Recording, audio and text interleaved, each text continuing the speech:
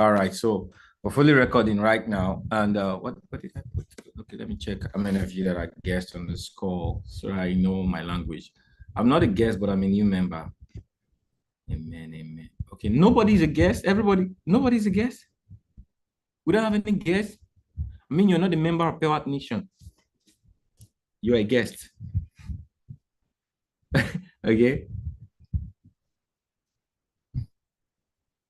Now, I also need you to put guest, even if you're from the pet. If you're from the pet course, you're still a guest. You're not fully a member. You're just you're passing by. Okay. You know where the door is, but you don't have the key to enter. So sometimes, bring you in. All right, good. So I just wanted to know people. All right, so we have few guests here right now. Wow, there are not few anyway.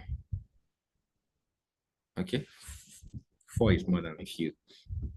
So, and this is also to show you one of the best way, effective way to learn from people is to have access to questions. And in case you don't have access to people and you cannot ask questions, you have to be an extraordinary documented person, an intentional person to learn the way to master. Okay. The purpose of learning is mastery, but to master, there needs to be an active communication. So I'll show you one, I'll tell you guys one of the things that I used to bridge the gap of my access to mentors. The only thing that bridges the gap to access to mentors is access to community. So while I was learning, I didn't have access to my mentors to be able to ask questions. But one of the things I did was I intentionally saw questions as mine. So every question people ask, I document the answers of those questions and I repeat why they ask those questions. All right. And I do what the answer is. Are you guys getting what I'm saying? Because I know I don't have access to questions, but sometimes, so every question people ask on the chat, like when questions are asked, those at the time I take all of those questions and I document all of the answers that the coaches give for those questions, because it's like multiplying my own questions, like learning from other people's questions. Are you guys getting this? That's why I'm always giving you guys the opportunity to ask questions, because why? I knew that is how I learned. I learned by taking questions. Because why? In every question, there's going to be if you ask me a question, if you guys notice, if you ask me a question, instructions always follow. True or true? So questions are a way of getting my instruction. And guess what? In this environment, success is preceded by what? Rules or instructions. I may teach you and not give you an instruction, but when I give you an instruction, that is when I've really taught you, because that is really what's going to change the learning to result or to activity. If learning does not get into activity, there will be no result. Am I making sense? Put sense on the chat. Okay. So one of the things that gets you into activity is questions. When you ask questions, instructions follow, because after asking you, I'll tell you what to do. That's an instruction. And when you do what I tell you, that is when you're really going to get a reflection of learning based on that topic, based on that training, whatsoever it is. That's really when you're going to learn. So what I did was, because I did not have a face, relationship with my mentors or coaches, one of the things I did was I take data of every question that was asked, like my question, and I document all of the answers, and I go do those things like I was the one who's going to do that. That's one of the reasons I tell you I spent 4 hours learning, okay, because I do a lot of activities. And one of the ways to bridge this is, okay, in training, I would say Perspire. A lot of you traders, you don't document because you don't have anybody to show. Are you guys following? You are all alone. You cannot show yourself your results. So that is why you don't have a need to document. If I give you an assignment and you know you're going to come to me by Friday, and you know that I'm going to ask you by Friday, are you going to do the instruction? You're going to be pushed to do the instruction. Am I correct? So one of the things I did was, and this is one of the ways community helped me when I came into the environment that I learned from, and I brought people into the business, it automatically gave me community of practice. So when I learned, they are my process of accountability. I'll tell them what I learned and I'll tell them what we should do and I'll do it and I'll show them my result. So they are like, I'm training them, but they are like my proof of accountability. So I'll go learn, I have someone to show. And when I do the result, I get the result, I show them. Before I get the result, I show them. So they were like my practice. See, you guys don't know the mirror of accountability is really your essence of success. If you don't have anyone you're answering to, whether a mentor or mentees, okay, we get better because you guys are in front of us. We're doing something in front of you and we are accountable. As much as you don't know, I'm very accountable to you, more than you are accountable to me. Okay, I'm using the relationship you've given me, but you guys are not using it. Why am I saying this right now? This is a call to elaborate or let you know. So one of the benefits of this call is, it's going to help you. I'm going to begin to make it help you be very accountable. Not live. You may be doing it from, so however many people on this call. So let's say all of Pewat Nation, we're live here right now and we're looking at a certain topic. Everybody's going to treat that certain topic. So this call may be one of the longest call in the nation. Maybe one, all right? Because everybody's going to treat, you're going to let me know how you understand that topic. And if you don't understand that topic, we're going to begin to tell you, or the people that are training you or anchoring, all right, will begin to tell you what videos you need to go watch so that you come back on the next session and you give accountability. If you watch those videos and what did you learn? Are you guys seeing the effect already? So it's going to be a practical communication, interactive, and assignment between students and student, not student and coaches. Are we together? So you can be as, if you like, take it for granted. If you like, don't, but it's going to really help you. And I believe whatever I've set in motion really produces result. Are you guys excited about this? All right, put in, I'm excited, so that you guys know that we've gone another level into accountability. Then on Friday, we're going to be having majorly one or two of our coaches, new coaches in the Pewat Nation environment, okay, bring in some level of, so I've gotten better. I know this more. I've been able to understand this. So the coaches, the new coaches, student coaches will begin to help you understand the things they brother understood. So it will be new coaches versus students. Are you guys excited about that? All right. So you guys are going to be having so we're going to be dealing with subtopics. Okay. They can just pick different topics. Majorly, I will call it an advanced onboarding. All right. A way to put people through different strategies we've taught within the system, and they'll bring themselves in.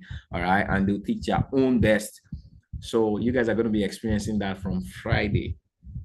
Okay. And you will be, before Friday, you guys you hear from me. I will still be here to introduce one of your first student coaches to you guys on Friday. Okay, and many of you you will love it so much. You will love the session. I will be learning from that session myself. All right. So yeah, having said that, we're gonna get on to today. How many of you are ready for today? So many of you, have you now learned how to ask questions? So if I'm seated in front of you right now, well, what is that one ticket question you want to ask me regarding trading? Mr. XAU, who's that? Okay, so today is about you to me. Okay, we're looking at, or do you guys want me to first go into the chat? I'll complicate it. If I want you to everyone bring your, what you did. So we left Friday session with some activity, Friday session, Tuesday session, yesterday session, okay?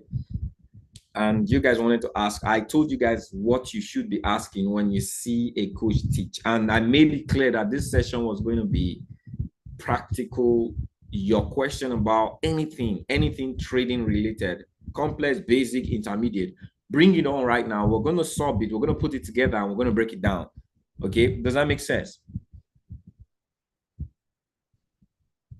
You guys talk to me. Like I said, it's going to be very interactive. The mic is open, but I think I made the mic open, right? You want to communicate, you want to speak, let me know. Okay, let's do it in order. Okay, so you guys go. I have next 6 minutes to document your questions. I think it will be fast if it is okay. Robert, go ahead. Let's make it. It will be fast if it's chat. I believe you guys should have prepared before now. So it's time for you to just start loading the questions, all right? I gave you guys a clue. It should be faster. I'm listening. Yeah, good morning, Coach. Good morning. Good evening. Good afternoon. Evening. Yeah, good evening. So, first of all, thank you for this opportunity, sir. So Your mic is a little low. Your mic needs some lot size. Okay, can you hear me well, sir? You can over leverage, please. Can you hear me? Can you hear me? It's still low. Just for one minute, let me remove. You want me to manage it like that?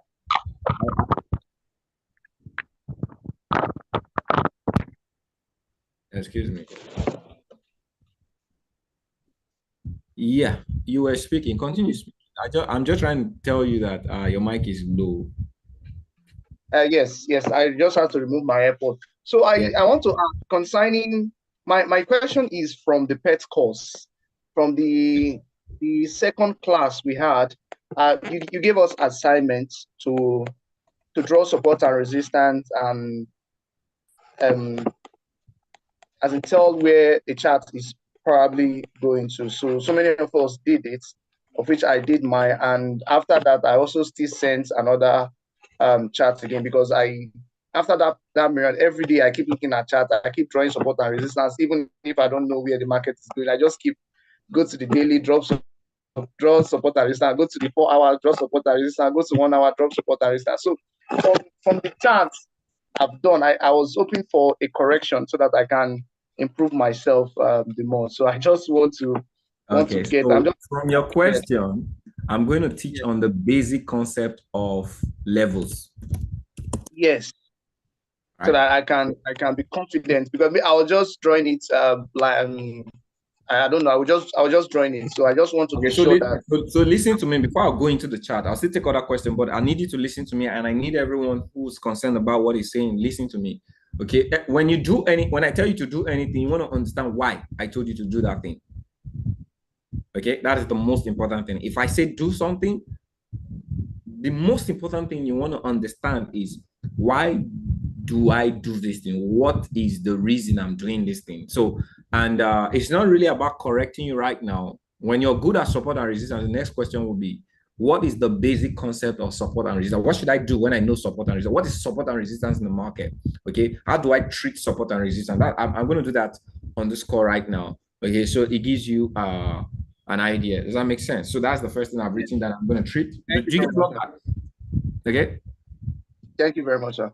You're welcome. Did I pin you? I think I spotlighted, or it's supposed to be speakers. All right. Okay. The next person is. Do not intimidate us or change our identity towards the Palestinian cause. English? Hold on. Meanwhile, Iran backed Germany to assault commercial vessels. Madam Juliet, I will charge you for your mic. You want to enter my list of indisciplined mic students, right? Okay, I think the next person was before Amina, Madam Konyisola raised a topic, and I believe it's the same thing you brought to me after the call, right? Okay, so what's the question? Okay, Coach. Good evening, everyone. So I know you were trying to explain something about buy zones and sell zones. What I really want to know is I want to understand how you look at the market.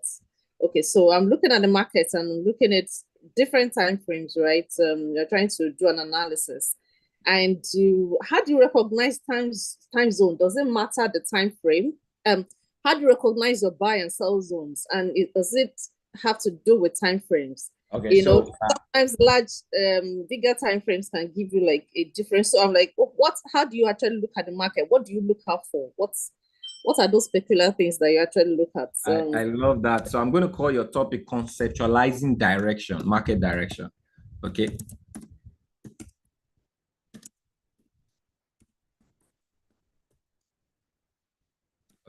conceptualizing market direction. It means the concept, when you come into the market, you are a trader in the market that is trading against many traders or trading with so many traders. Choosing your direction is really very, very important in the market.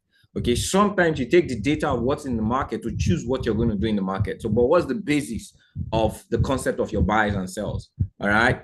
Why should you look for a buy when the market is telling you to sell? Okay, why should you look for a sell when the market is telling you to buy? Or should I go with the market telling me to buy or sell? Okay, so the basic concept of direction is really what that question is going to lead you to. Okay, so that's what I'm going to do. And one of the things I want you guys to listen to, why am I talking? I'm not seeing my face. I'm only seeing Madam Koyinsola's face. You're finished talking right now. So something is my settings. Let me reset my settings. I want everybody to be speaking. It should be moving from speaker to speaker. I did not pin anybody. I'm the one speaking right now, but it's not. Okay, so I'm going to spotlight me then. Okay, let me pin me. So anybody who's speaking, I'll add to spotlight because I'm the one I love seeing. I love myself very much. All right. So so that's what I'm going to do. Okay. So Amina, you're the third person. You raised your hand earlier. Yes, good evening. Yes, Excellent. I did. Good evening. So what part of my brain do you want? My question is about I didn't have the question until the first speaker spoke and you were like, he can over leverage, right? On his volume for you to hear him properly. That's what triggered my question. Okay. So yes. So now we're all working with leverage, and then you need to make a certain percentage, about 10%, right? To really break it down and to be specific, what is the best risk management? Because we all know there's risk management is supposed to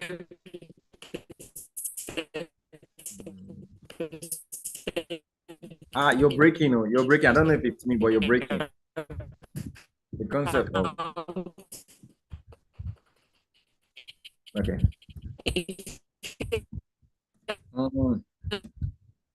You're breaking. Okay. Am I the one breaking or she's the one breaking?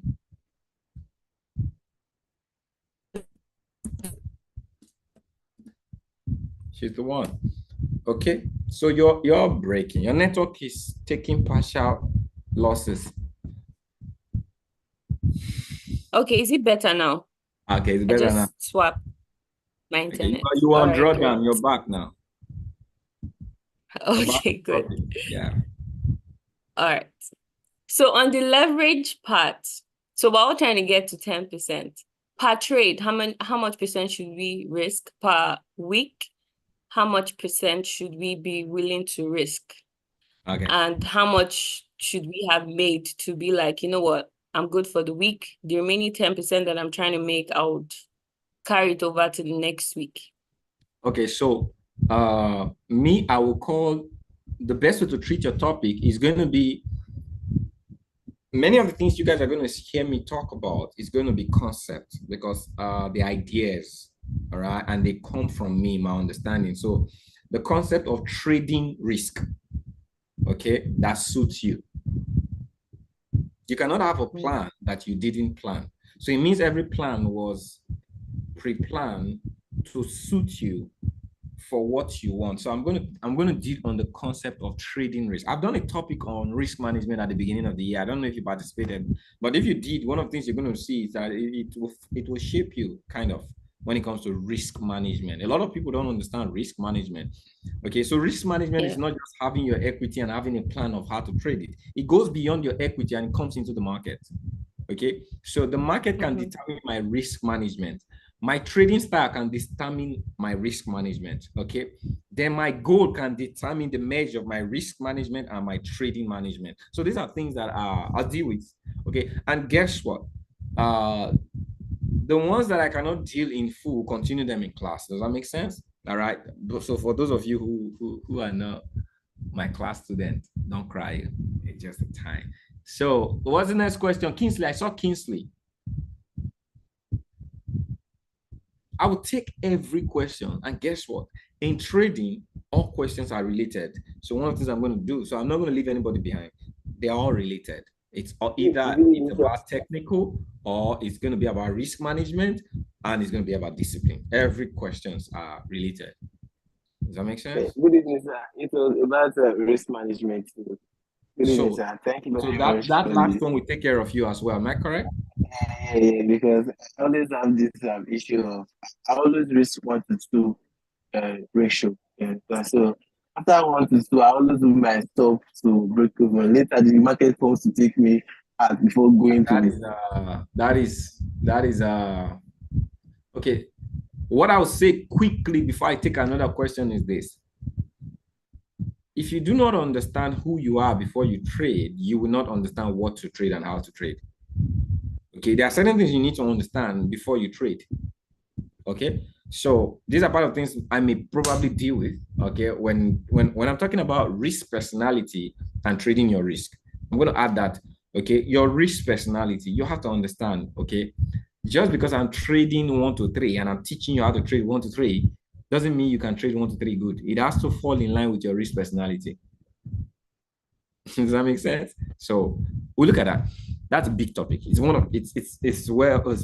powerful. It's 70% more powerful than any topic we can deal with. All right. So, Madam Koyinsela, you want to revisit and pick some part of my brain again? What part is that? Okay. Just a follow-up or add on to some of the questions. When you were teaching about risk management the other time, you mentioned how to trade aggressively, or the other type of trader, risk trader, which was the aggressive type, and you did not go into that in your training. And secondly, when you were teaching also about the concepts, you mentioned that. Just a moment, hold on. Sorry. What's happening?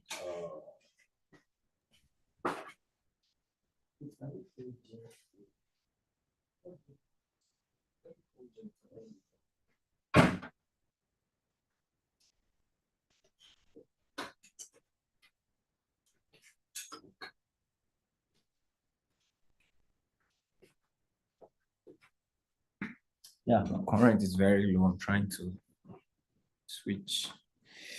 Okay. Okay, continue. I think is it back? Still continue. So okay. So on the aggressive risk trader, like how to actually trade that successfully. What is the question? Do you want to learn how to be aggressive and still be managed? You want to learn aggressive? Yes. Okay. Yeah. Yes. I need to get the question very well. Yes. All right. And that's an add-on. Yes. Okay. It's still under risk. So I need us to be very interactive. What I'll do is that when I start the topic, see come up. If I'm not dealing with it yet, just remind me. I'll pick it up. But I also know it's on risk management. Okay. And another Great also has a question on Great. Can you come on mic, please? Okay, sir. Good evening. Yeah. Are you hearing me, sir? I can hear you. Okay, sir. My question really is not about trading. I'm new in the system, so I really want to know what I'm going into before starting up.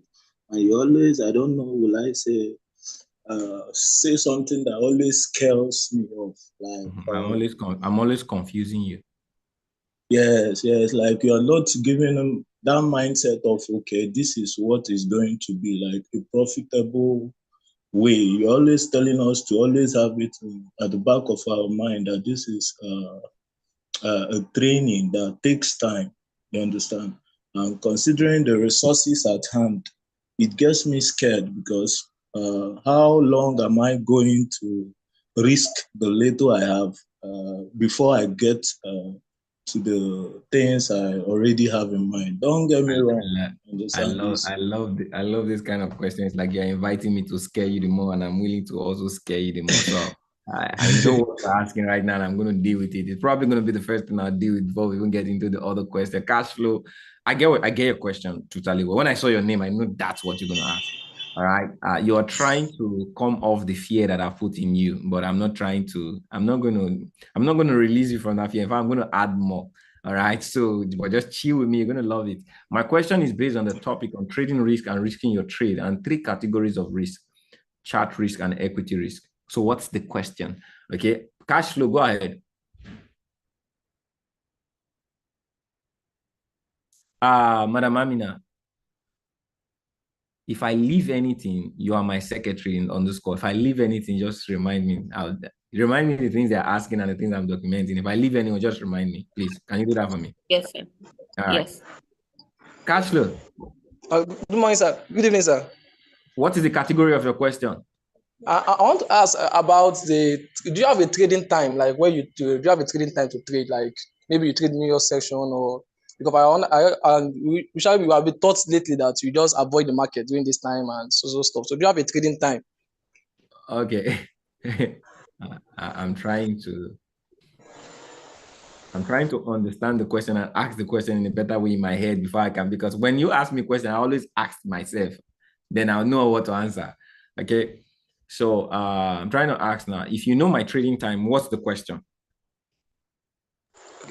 Like just to know so that I can be disciplined, like the discipline, maybe you should not enter the market. What you're trying to say that my trading time will discipline you? Yes. I wanted to know people ask the trading time so that I can be disciplined, so that you know that this is the time you don't enter the market time. This is every time is valid in trading in the market. Okay, it's just based on your time availability. I don't have a trading time. Okay, I may have a preferred time of trading, but there is no trading time that I'll say, okay, all right, when I have time, I can trade anytime. I could either decide to trade binary, I can decide to trade forex. Okay, when I set the course of my trading and I've set it in motion, different time in the day, I have an alarm that pings me different areas that I've set. If it doesn't ping me, I may just look in the market, see what activity. You see, that question is inspired by how people trade, and that's why you see that I held the question. Okay, it's not really about trading time. Day traders have trading time. Investors traders don't have trading time. We come to the market when our opportunities are live and we trade it. If it's not alive, we don't trade. Does it sink now? Is there a difference? Okay, but if you're a day trader and you don't have analysis, you come in, when you come in is when you do analysis, you see what the market is doing, that's when you trade. You are a worker bee. You are the one who's day trading. These are the people these are the complex people in the market, all right? And somehow they are the most profitable because they work the most.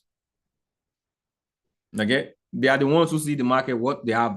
But the way I teach the market, okay, is it's like finding the land of the week. Then you find your seed, then you sow, then at different times you come back to water and wait for harvest. So there is not really an active time of I need to trade. Does that make sense? I need you guys to understand the concept before the activity. What type of trader do you want to be? Okay, are you the one who wants to walk the market, okay, or you want the market to work for you? It is today you need to start learning in that direction. So a trader who's looking at the perfect trading time is a trader who has already programmed his or herself, okay, to come to the market and begin to chart analyze, then see the opportunity before you trade. I'm not that kind of trader. I'm a trader that on Monday, I've set the course of my trading, see what I want to trade. Then anytime during the day, anytime, just like someone who wants to like, just come check, okay, which one is ready? Which one is ready? Okay, I'm getting. I don't have to do it 2 o'clock. I don't have to do it in London session. It can, if it triggers in Asian session, I can trade it Asian session. If it triggers in any session, I can trade, because why? I trade the market that I've analyzed and pre-planned. Does that make sense? Do you get it now? Did I answer that question well? I just needed to take that question off, because it's the wrong concept of our traders. That's why I said, so if I tell you the time, what is it going to do for you? It's going to make it discipline. It's not going to make it discipline, because you don't even understand why you're asking that question. Okay, so I think that is about that. Is there any other strange topic out of this? We're good to go. Should we load right now? I think I've been able to give everyone. We should load. Put load on the chat if you guys are ready to get loaded.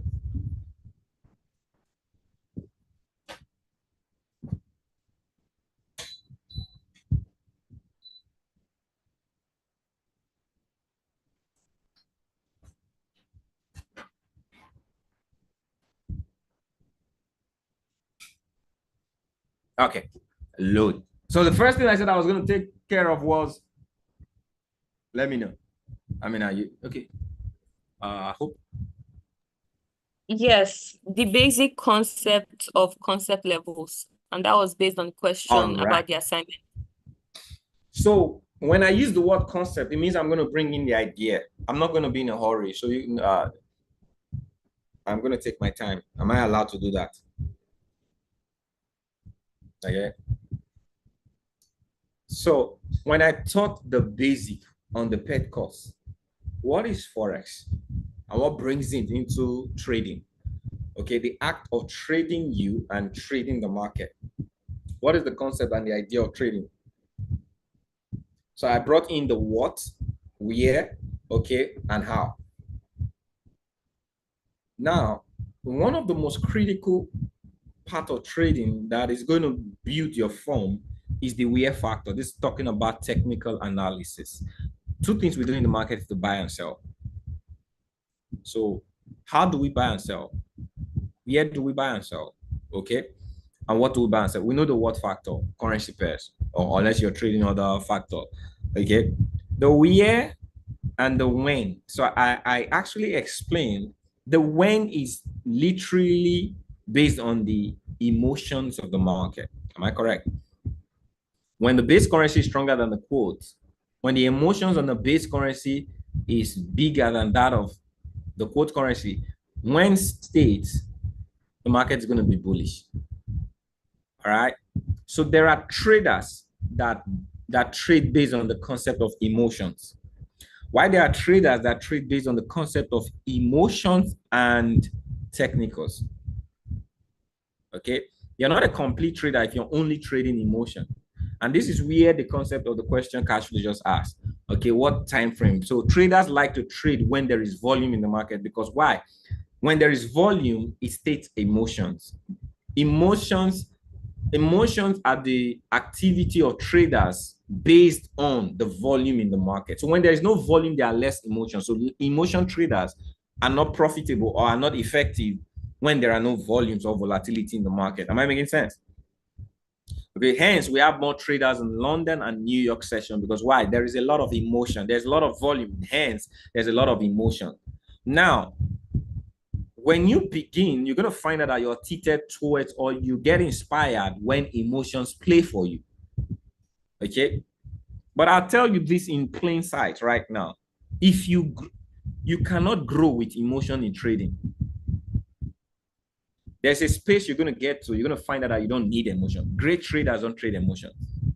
Swing traders don't need emotions. Only day traders, those who work for the market, those are the people who need emotion. So how are you going to see?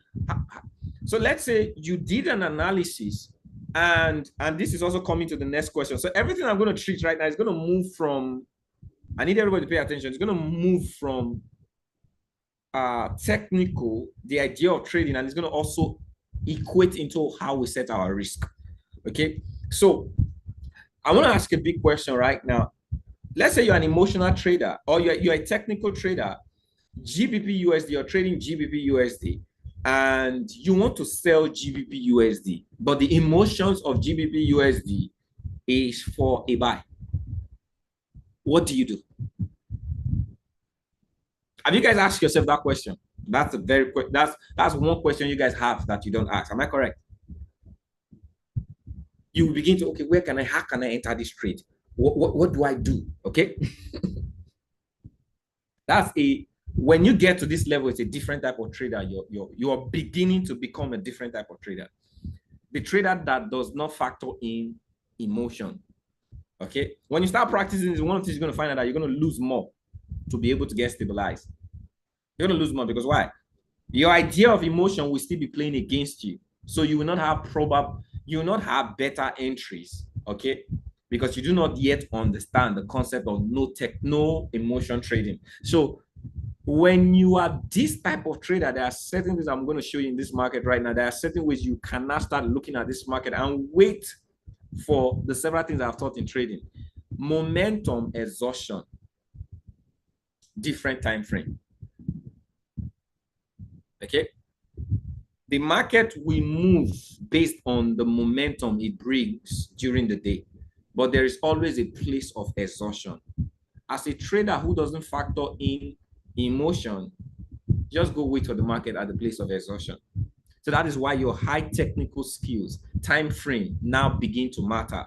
I've always said that moving from the higher time frame to the lower time frame, the higher time frame areas are strong areas, which means if GBP was strong and it hit a daily area or a weekly area that is a strong support that the market has sold several times, it will quench the emotion over the period of that day. Now, everything in the market is about volume. So in plain sight, one of these you need to understand from what I'm saying right now, virtually or vocally, is as a trader who understands that technicality is the base of the market and you want to begin to switch from emotions into technicality, you cannot trade against the emotion. You just have to trade waiting for the what? Emotions. So the question will be, where can I wait for the emotions that I want to play out in the market? I'm going to show us those technical, that factor. But I also want us to understand that the market is a hierarchy of levels, supply, demands. All right, now moving into the chart. Someone's mic is on. Please look at that. Which of the tell me what's showing on my screen when I open. What's showing?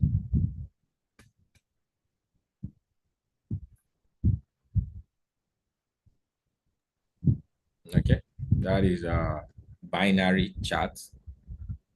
Okay, now this is what I want to show.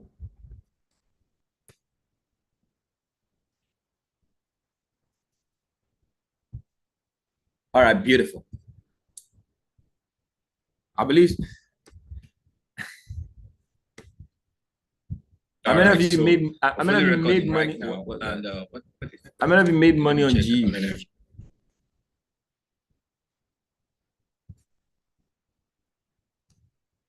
I'm still making money. I made money today. It took money away from me yesterday because I did not take profit yesterday, and it came and it wicked me out. Okay, this thing wicked me out. Just look at myself and it wicked me out. It pained me, but I got in again. All right, and so what do I want to do right now? Let's find the market. I'm just gonna give us the concept. All right, take everything out. The concept of buy and sell. So this is USD card. Okay, I don't want to, as a trader, don't trade this candle. Neither should you trade where is my tool? Okay, this is what I was saying. You're not trading here. Okay, you're trading here.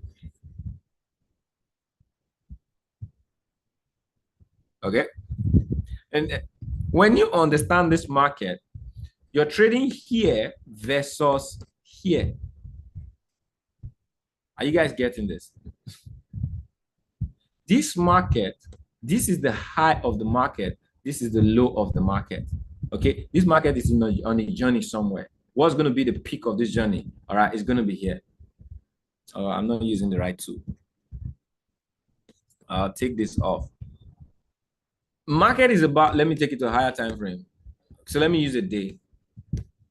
The mistake we make is that we look at the market so small when we ought to be looking at the big picture. All right. So this market, this is the high of the market. Okay. And this is the low of the market.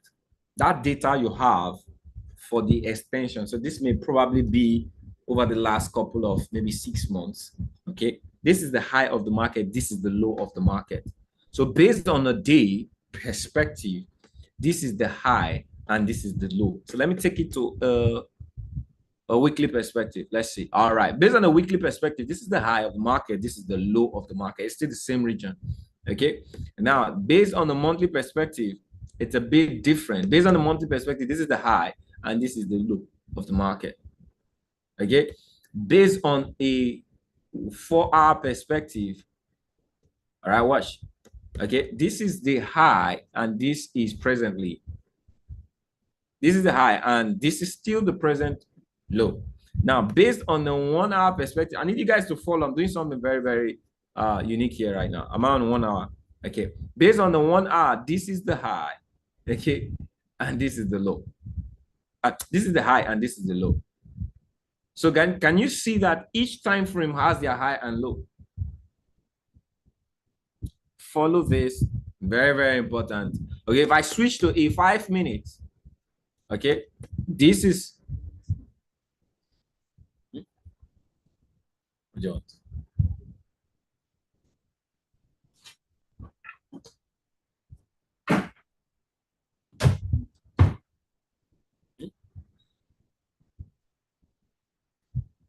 okay, so based on the 15 minutes or 5 minutes, this is the high.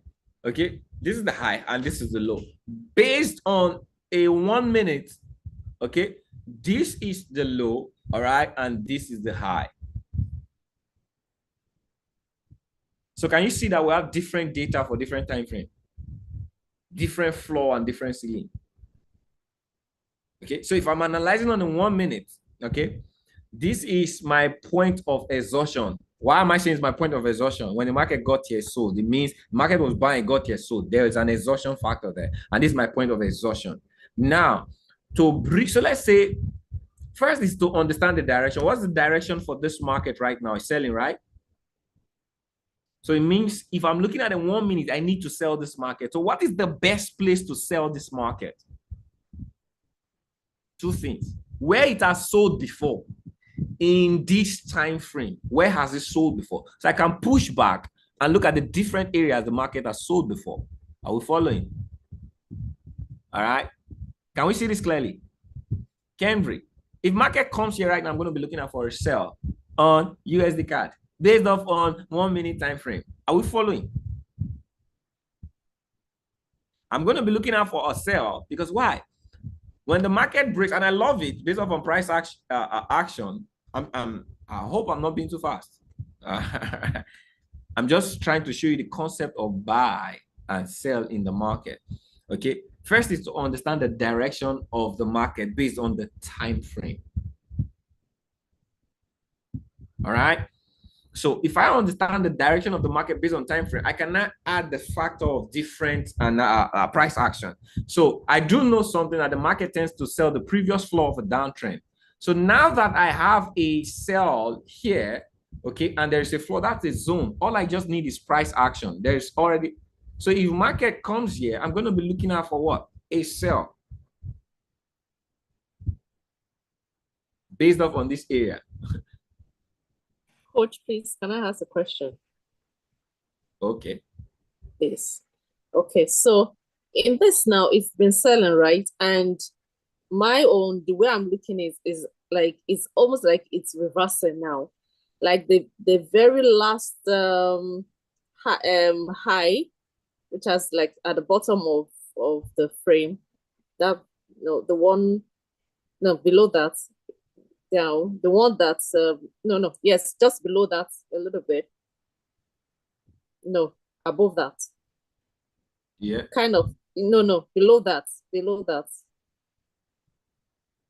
Are you talking about this area? The high. No, the one that one broke that. Yes, yeah, exactly. Okay. Yeah, so I'm seeing that as the last high, right?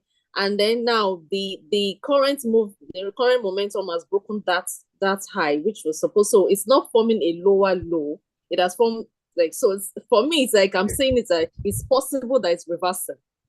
Okay, And good. So that is another point of, you cannot, another thing we do in the market that is very confusing, which we tend to confuse ourselves very well in the market. And I want to show us why. We tend to look at different things we've learned and it confuses us. The most important thing in the market is understand the basics of the move of the market. Market is moving based on direction. What interferes direction is volume. You cannot follow volume because why? You're going to be a junkie. Don't follow volume. This is volume. What is market doing now? That's volume. You don't trade what the market is doing now.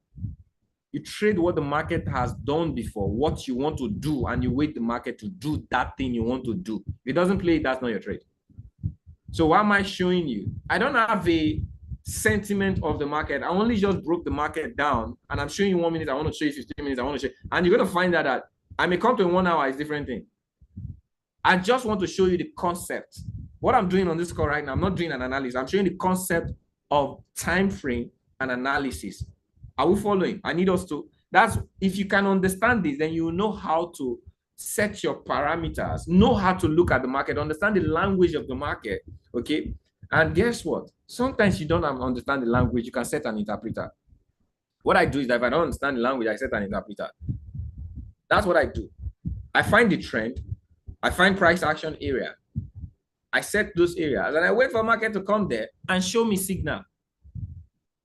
Period. And that's what I'm doing on this trade right now. This is 1 minute. So you cannot even determine volume here right now. If I change it to 1 hour, you'll see nothing. Nothing is here.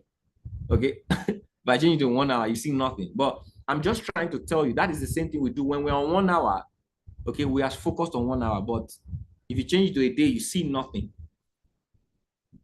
So time frame plays, but how do you treat this? Okay, I'm just trying to bring a concept of levels. So if this market plays to this area right now, because this market has a sell over the last couple of minutes, what has this market been doing? It's been selling.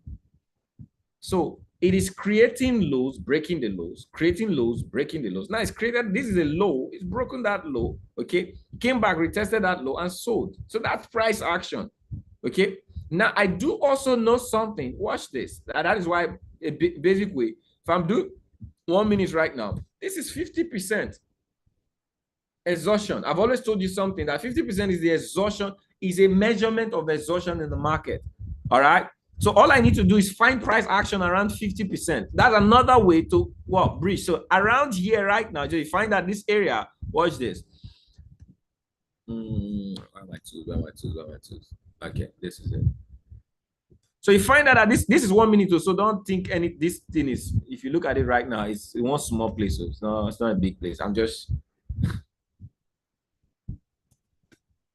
So what it means, family, is if market comes here, this is 21 to 22, that's 1 pips. All of these two things is 1 pips.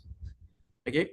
If I want to get a good sell, is if this market hits here and I see a good rejection candle on 1 minute, I can sell this market down here and I'll put my stop loss above this high. Okay, why? If this market has a sell momentum, it's going to continue selling from here. That's a very beautiful place to sell. If it doesn't sell here, this is another place it's going to sell.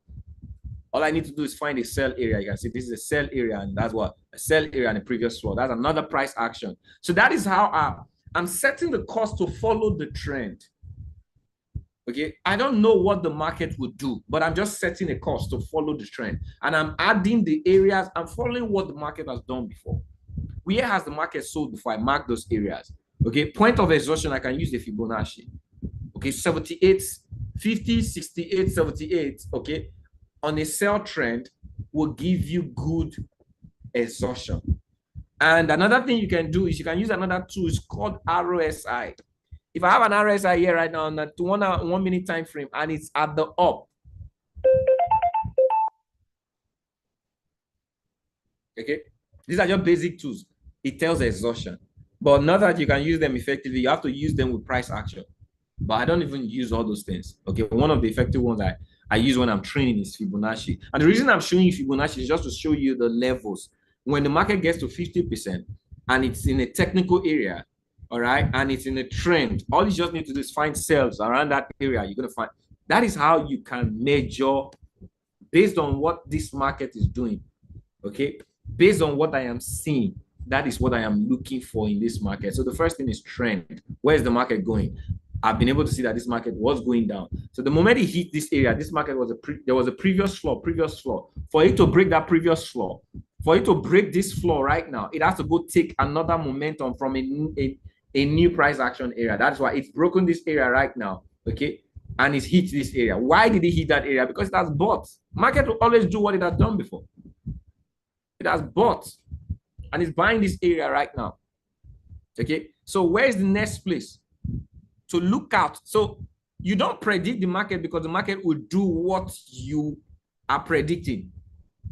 Okay, you're not even predicting the market. You're just telling yourself based on what the market is doing, this is what I want to do with it. I want to see respond to this frame you're giving to it. So when we analyze, we're just giving the market frame, not that we're predicting what the market is going to do. Does that make sense? I need everybody to put sense in the chat. The mistake we do is that we want to get right. We want to get right with what we think the market will do. No. Okay. See what the market is doing. Follow what you want to do with what it's doing and execute it. It doesn't mean you're going to be right. But the more you get better at following what you want to do with the market, the more confident you're going to be when you see your results. All right. So on the norm, if I'm trading 1 minute, which is not something I trade, now that market hits here, if the 1 minute candle closes around here, I just take it for a sell. Simple. That is how simple it is. Can I move to another time frame? Did you guys get this? 2.5 if you got this, and if you didn't, please ask questions. It's so cheap. It's so cheap. I could repeat. So you guys see, so I got a trade now. I got a trade based on, I got the trend. I saw where the market was going, okay, which is it's a sell trend, which means in a sell trend, what do? You look out for a sell. Okay. So the major trend on this 1 minute is what? A sell.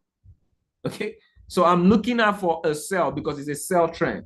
If it was a buy, I would be looking out for a buy. If it was a buy, I won't be looking at selling here. I'll be looking at it breaking here, okay?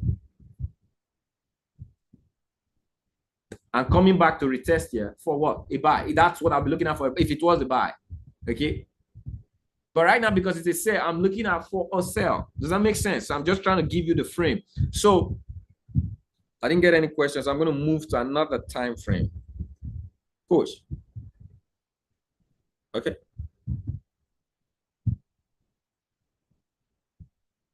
If this is clear, you guys let me know. Clear. All right. I told you questions are, if it's not clear, you talk. Nobody will beat you. Huh? Okay, coach. Just making reference to the GU, right? You said that it has been selling and it has come to a buy zone. Yeah. Meaning, my interpretation is that you're saying that it's going to reverse, right? So how did you know that at that point it's going to reverse? We're going to come to that. All right. It's something we're going to come. That's the psychology of levels. We're going to come to that. All right. There are times in the market you have to see the market with an eagle's eye. It's something I've been buying. I can't continue a buy. If it's coming to a place of exhaustion, I have to find how I can get in that exhaustion for the reversal. So there's reversal trading, there's trend trading. Okay, so it's different. There are different approach, reversal and trend. So what I'm doing right now, this is trend trading. Okay, I'm trading the trend, but at times I'd have to trade the reversal. It is my best option to trade the reversal based on a different scale. So I'll show you. I will also show you in that GU, okay, so that you see. All right. So let me move to another time frame. So let's move to a little bit higher time frame. So what is this market doing on a higher time frame right now? It's buying. Okay. So this is the low. Okay, and this is the high. Sorry.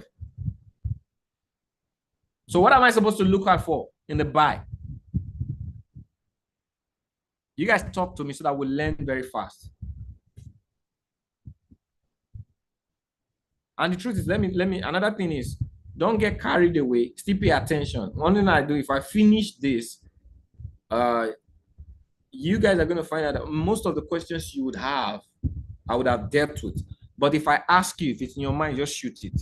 All right. What am I supposed to be looking for in the market? I'm supposed to be looking for areas of buy. So Kendry, what are the different areas of buy in this market? So between this time frame, the market has bought here before. Okay, the market bought here, it bought here, it bought here. Another way to look at it is you go back in time. Where has the market bought before? Significantly bought here. Okay, here was a good buy. So you can see that this buy aligns with the buy, this ceiling it is right now. Okay, this is a buy. Another buy is somewhere around here. Okay, so all these areas are buy. Now watch. So it means I have the different levels of buy in this market. Does that make sense? Now, you see that I want to buy here. And if you look at this clearly, there's another a system that I have. When the market is bullish, it tends to do something. It breaks previous highs, okay, and it comes back to them for a sell. It sells back to those areas and creates. So this is a high, all right? So this is a high. It's just normal how market move, okay? So I have different levels. What do you do when you have so many levels that you're looking at simultaneously? Okay, that's why I always have to, I use this tool called the Fibonacci. I want to get a 50%. It's a choice, okay? For me, if the market is so confused right now, I want to find the point. So this is 50%. What does that mean? This area is a very significant area for me to wait for, okay, in the market for me to get a good buy. And that has nothing to do with today. That is picking an area the market will come to, okay, based on where market is right now. If this market comes, that is where we'll do the analysis and say, okay, what I'm waiting for this market to come here. 50% is going to give me a good move, all right? And all I just need to do is find the next low. It means if I take this trade for, now watch, it's a long. If I get this trade, if I'm entering here right now, my stop loss is going to just be below this area. And what's going to be my risk factor is going to come to this next high. So I have almost 1 to 3% ratio. That is if I'm waiting for this market to come here. When is the market going to come here? Do I know? I need you guys to talk to me on the chat. Do I know when the market is going to come there?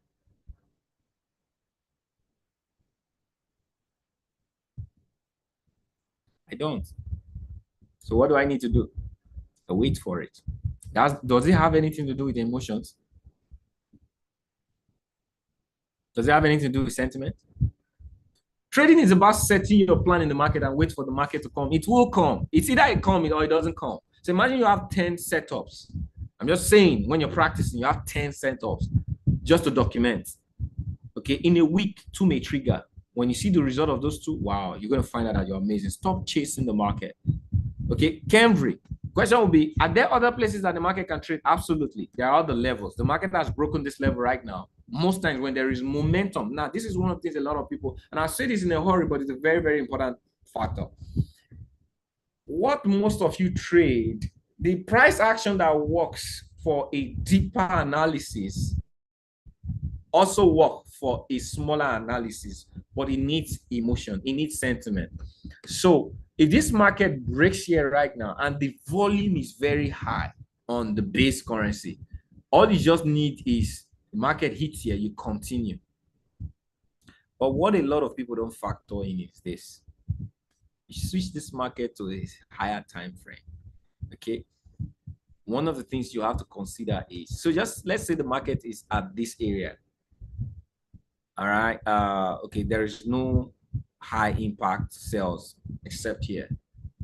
So let's say this market makes a decision. I just want to show us something we don't really look at when we're trading. So let's say market is playing consolidation around this area and hit this area and come back to this area, hit this area. Watch what I'm trying to do, okay? If it breaks here, retest here, okay, it's going to buy up to this area. Now watch. So let's say I have a consolidation around here and the market breaks here, retest here. What I want to show you is this, okay? So let's say this is my measure of consolidation. If the market breaks here, retest here, it's going to buy, right? But what is the potential for the buy? It's here. Many traders, so let's say you're looking at this on this time frame. Many traders, you're looking at this price action today, but you don't know what is against you in the higher time frame. That is why it's very important to first look at the market from a higher time frame. See the different levels in a higher time frame, so that when you're trading your emotions, you will begin to see the potential. This thing may be bullish right now, GBP may be strong right now, but if GBP gets to this area, it's going to start selling. That's why I'm always telling you areas market possibly say, wow, I've done forget the emotions of today. I've done what can change emotions at deeper time frames levels. Because why? Every level in the market, there are volumes. There are people that have put pending order in some areas. The moment the market hits, it triggers those orders. What will happen? If the market was buying before and it triggers areas where there was volume, it's going to change its order. All of a sudden, you see the market just dropping. Why? Something was there. And you think sometimes it's news or market manipulation. No, you didn't watch. Say, watch and pray. Don't just go and pray. Watch and pray. Don't just go do analysis. Don't just go trade emotions. Look, analyze, and trade. Are we together? Okay. So why am I saying what I'm saying? Delete this, Henry. For those of you that are emotion traders, I'm trying to teach you how to trade emotions, because many traders, when they get started, they fall more on emotion. Okay. But when I traded and I saw that I was good on emotion, I like to see, why is my trade taking me out right now? I did everything right, but why did it take me out? Okay. So this is a high. I'd love to see what pushed this high. Okay. So if you look at here right now, there was a previous floor here. And if you look back in time, okay, there's a ceiling. It means this market has had a ceiling before and it's a floor. That's a price action area, and it's probably responding to that price action, which means this is a cap. I don't have a, see, this is the mistake. I need us to pay attention to what I want to say right now. Look where there is more opportunity in the market and invest. So this is the high of this time frame. This is the low of this time frame. Where do you have more opportunities? Down or up? So I want to give you guys a simple formula now. Why I love 50%. Down or up? Here's the chart. There are more opportunities down. So the country, does that mean I'm going to sell? Now watch. Something can change my sentiment in this market. What could be that? So two things I want to show you guys quickly right now. Okay. If I see that the opportunity is more down than up, how can I see that? A higher time frame.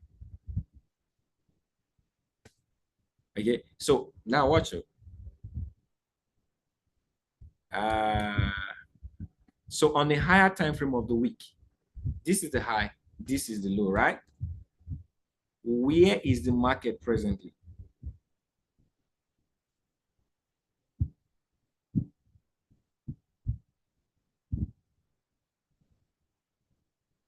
I need you guys to talk to me. Is the market in equilibrium?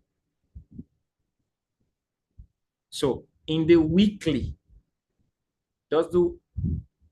so this market has been selling for some week and now is in a 50% equilibrium. So technically, I can look for a high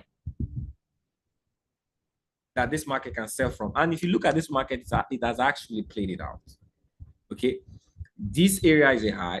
So if I move the market to a smaller time frame or a daily, okay, you see that that's what I told you. This area had the ceiling. Okay, if you push it a little bit up, all right, the market has a ceiling here, which is good price level. So there is a good price level here. Now watch, I want you, I'm switching direction right now, and I'm also trying to show you, okay, what will instigate my switch of direction if I see potential. All right. So this area is a sell zone. So based off on the weekly, this area is a sell zone. So whilst you're thinking of buy, this trade might have activated a sell, or might be trying to activate a sell. Are we seeing the conflict right now? So Kenvry, what do you do when you see opportunities? That's why you don't have to be biased through emotion, because it will change over time. Okay. So if I'm looking at this right now, oh, Kenvry, the market has been buying up.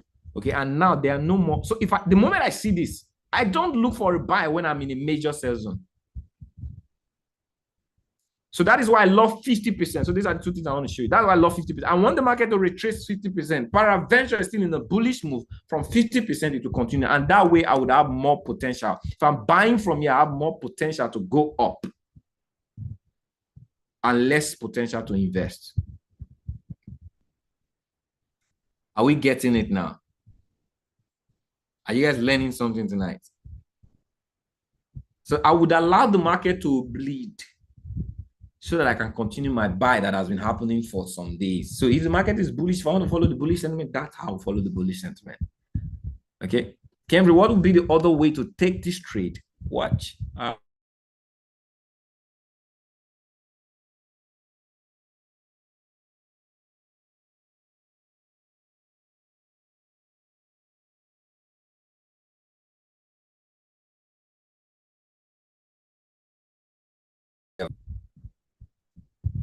And I want to take all of these areas down. My internet, oh, it switched. No. Come down.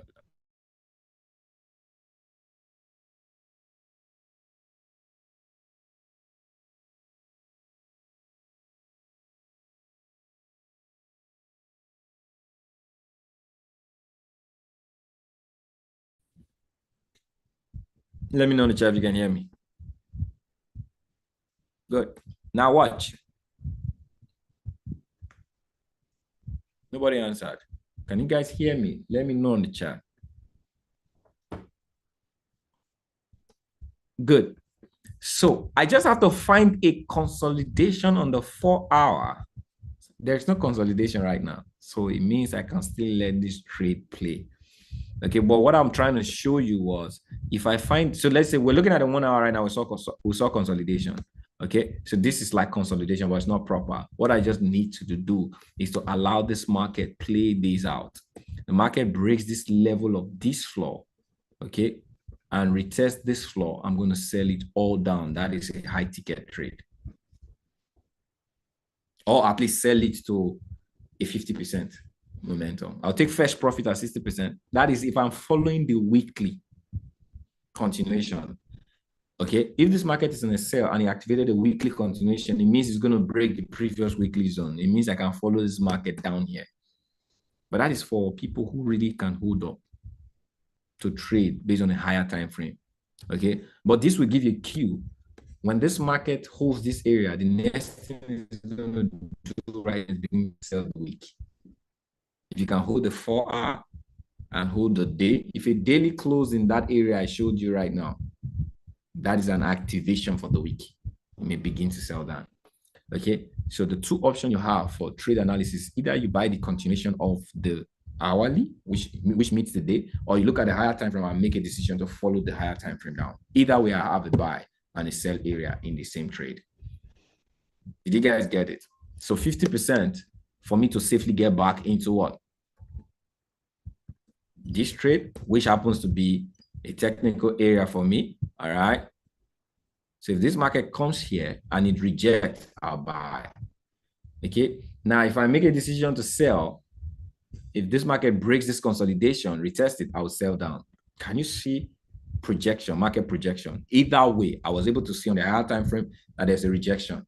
So I'm not chasing this market to buy at a high. I want it to come down. 50% gives me room. Okay. Or I'll just make a decision. So you see that it's all about decision.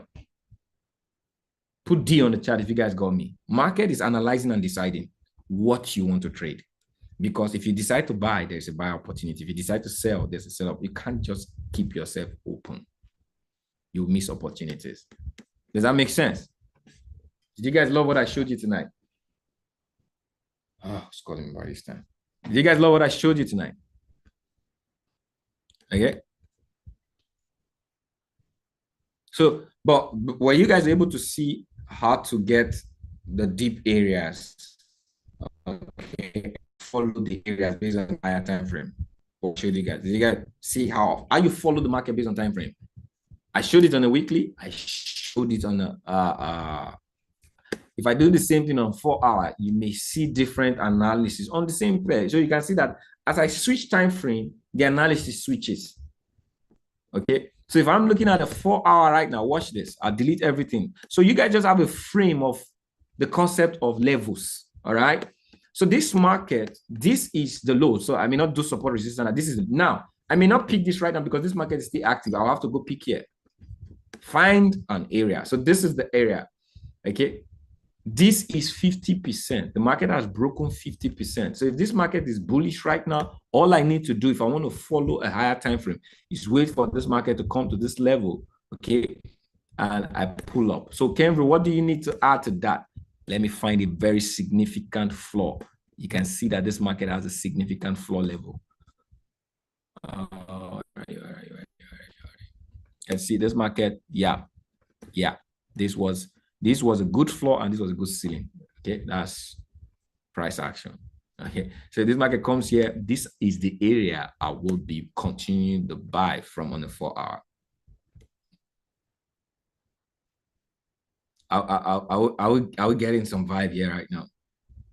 No sentiment. I just see it. I take it. I stamp it. So that's what I would trade for this market based on a 4 hour because market is coming here and this market makes a decision to come here. All right. So let's say market makes a decision to come. This is a high peak. It means I should be looking out for a sell. Will I just sell when it gets there? No. All right.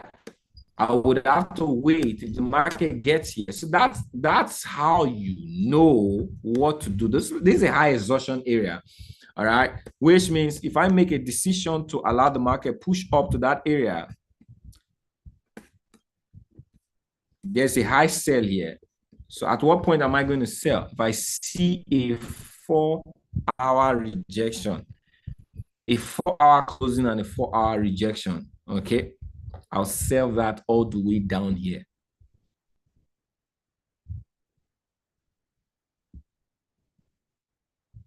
Is it making sense now? Are you guys seeing choices in trading? Let the market give you your choice. Don't have a sentiment. You see a trend, follow it. You see a pattern, follow it. Choose where you want to trade. Are you guys seeing that? Any question on that? I want to move to risk. All right. So you can see that it's easy when you are open. I'm looking for a sell. If it comes here, I sell. I'm looking for a buy. If it comes here, I buy. So I know the two things I would do based on price action on this market on a 4 hour. I know what I would do on a 1 hour. So it's about, you can see now, it's this 4 hour analysis doesn't make this 1 hour analysis valid. So in a 1 hour analysis, it's different. So in a 4 hour, this is where I'm looking at the buy, but in a 1 hour, it's not the same. This is the high, okay? And this is presently, this is the 1 hour analysis. This is the middle of the 1 hour.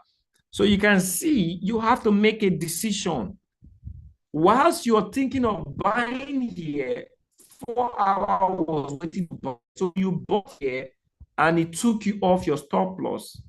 It comes here and it buy. You say, oh, market took me off my stop loss because you were looking at a 1 hour. Are you guys getting it now? So this market, you have to make a choice and follow your choice. So if the market takes me off here, I will not be blaming myself if I saw that there was a buy here. Because why? If it takes me off here, I will just have to take another buy here and put my stop loss here. And I'm going to get all of this. Are we getting this now? Are we getting this psychology of levels? There are levels in the market. If you know the levels, you're going to know your risk. I don't have to be risky more than this in this market because why? The earlier I get out of this market and wait for this market, the better for me. Any question on this? I know this got to you guys. You guys love what I just showed you right now. It makes sense, right? So a 4 hour analysis, okay, doesn't validate a 1 hour analysis. A 4 hour can be a sell, why a 1 hour can be a buy. A daily can be a buy, why a 4 hour can be a sell. You just have to know the analysis to trade your option. Any question on this? Okay. Any question? So let's digest that a little bit. So the question for me is, now that you know this, what are you going to do about it? What are you going to not do about it? What are you going to be doing about it? The reason I'm asking you to ask me questions so I can give you an instruction. Okay. So yeah. So from that, if you have analyzed on a higher time frame, I would see, like you just said, that the potential on the higher time frame is better. Or okay, if I take it on a lower time frame, then possibly the stop loss might take me out. So it's best to trade on the higher time frame if I see that kind of analysis, right? No, I would say no for a reason. Because of the way you're asking the question. Let your data show you better. Don't allow my answer tell you what's better. Have you analyzed 51-hour analysis and you took your trade on the 1-hour analysis? You're not going to ask this question. If you documented 50 trades on your 1-hour analysis and you documented 50 trades on your 4-hour analysis, the answer will tell you the result will tell you the answer, right? Am I correct? It will be a better answer than what I'm going to answer you here. True or true? You're not talking right now. I'm not hearing your voice. Sometimes we just want our coach to tell us what to do. I'm not that kind of coach that would allow. Don't learn from your results. Don't learn outside your result. Get data for learning outside your result, but let your result tell you. Let your result be your teacher. Some of you are shying away. And this will better answers great question. Great thing. Many of you think trading is just one piece of easy stuff. If you notice how you put in documentation right now, you're going to find out that there is work in trading. Am I correct? The only difference that it's easy work, but it takes a mindset of work. To document 50 trades takes time. It takes intention. You cannot be showing up every day looking for results and document. That is why leverage is good. Leverage takes you away, because the moment you put money in front of you, you cannot be an artist, right? This is it. You cannot. There's a time when I was doing music, I was looking at my picture. I was looking at my picture today, and I found out that there was a time I actually did music. Okay, I'm a lyricist. I actually sang. I was a rapper. All right. You cannot go to the studio and go and write. It's not when they give you mic to sing that you can write. I don't know if you know what I'm saying. There's a time for sitting and getting your lyric and writing. There's a time for freestyle. And for those who you see today that can just get into the mic and freestyle and it will make sense, what do you see in those people? Years of practice. So they know what word to give for any key. They don't, so they all wake them up and say, rap in the mic. They will rap for you, okay, with everything they see, because they've done it over and over and over again.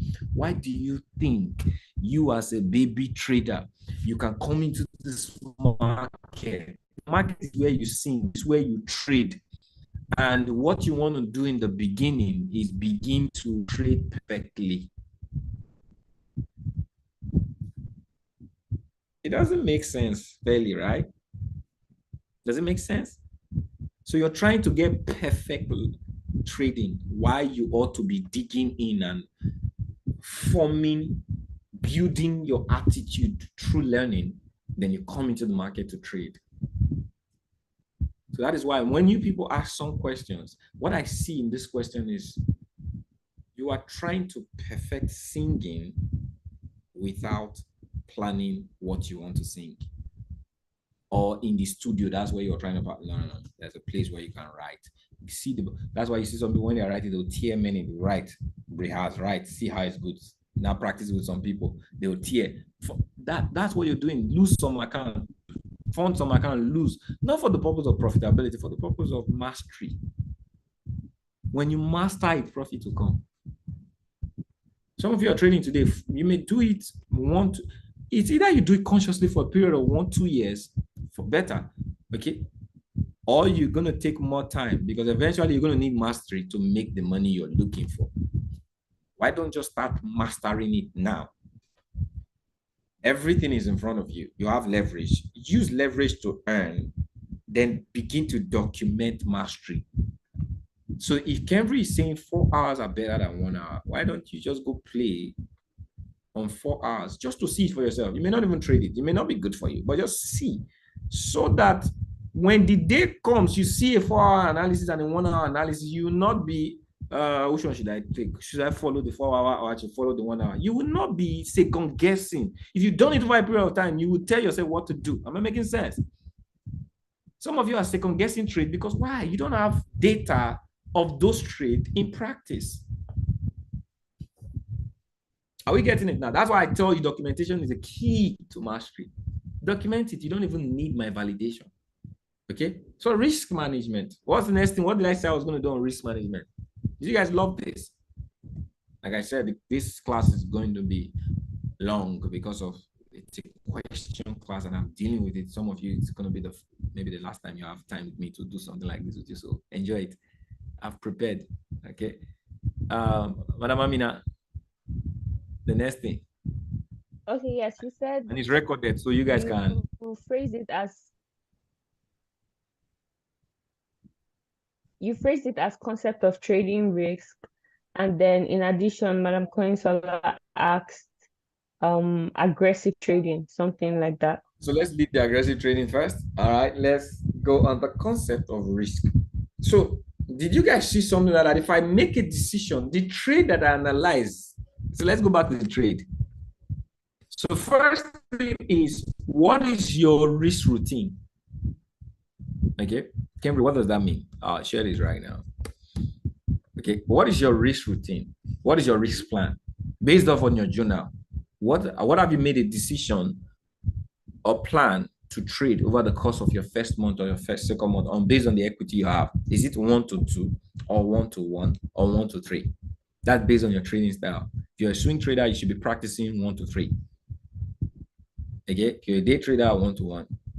But it doesn't really matter in all of these things because these are just ideologies. What really matters is what type of trades fit that. So if you're here today, you've not watched that video I did on the pet course, but I did it about 3 days. Okay, trading your risk. I broke it down in 2 days. All right, you should watch that. It's very, very important. But I'm just gonna show you. So let's say I'm a trader that wants to trade 1 to 3. That is my risk routine. Okay, so let's take USD CAD. I'm analyzing USD CAD. So if I'm going to buy in 1 hour, this is what I'm going to buy. So let's say this market comes here. Okay, and this is going to be my stop loss.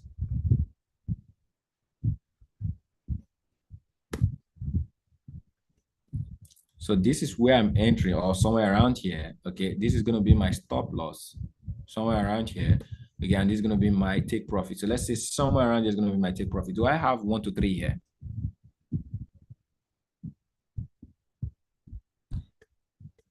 So this trade gives me 1 to 3. If this is where I'm exiting. And you guys talk to me.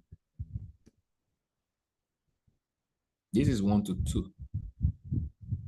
Except I want to now ignore some certain things. Okay, and play to this next high. Then I would have what? 1 to almost 1 to 3. It means, okay, I have to push to this high to get 1 to 3 based off on the 1 hour analysis. Okay, what does that mean? This analysis literally don't favor my 1 to 3. But if it was for a 1 to 2 person, it easily favors it. Because this is the place you should be taking yours. When you see Fibonacci, the next level are almost your, if you see a high in the next level, so you see this level, there is no high around here.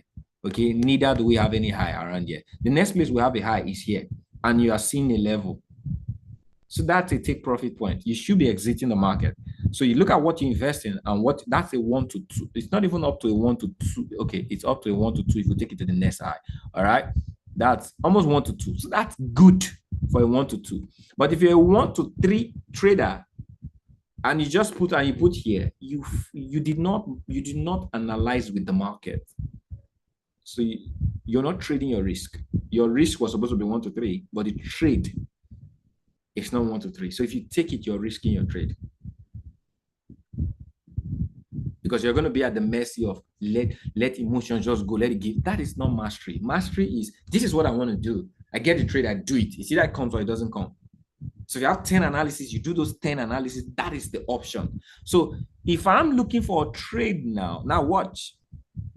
This is still, I'm just using one pair for a reason. So if I'm on the 4 hour, where was I supposed to buy on the 4 hour? Watch. So let me take this out. If it was a 4 hour analysis, so let's go to the 4 hour. Okay, now watch this. So based off on the 4 hour, don't forget this is the 4 hour, right? This is the 50% of the 4 hour. If I buy the market here, this is my what? The next high.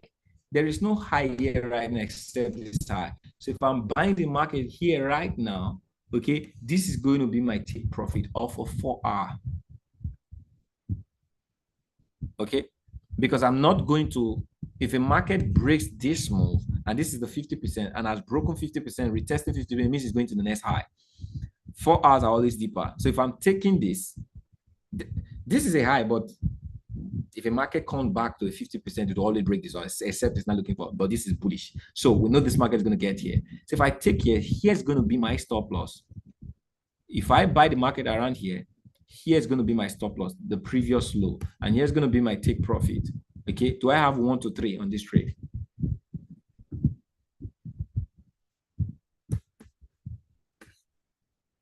Are you guys with me? Do I have 1 to 3 on this trade?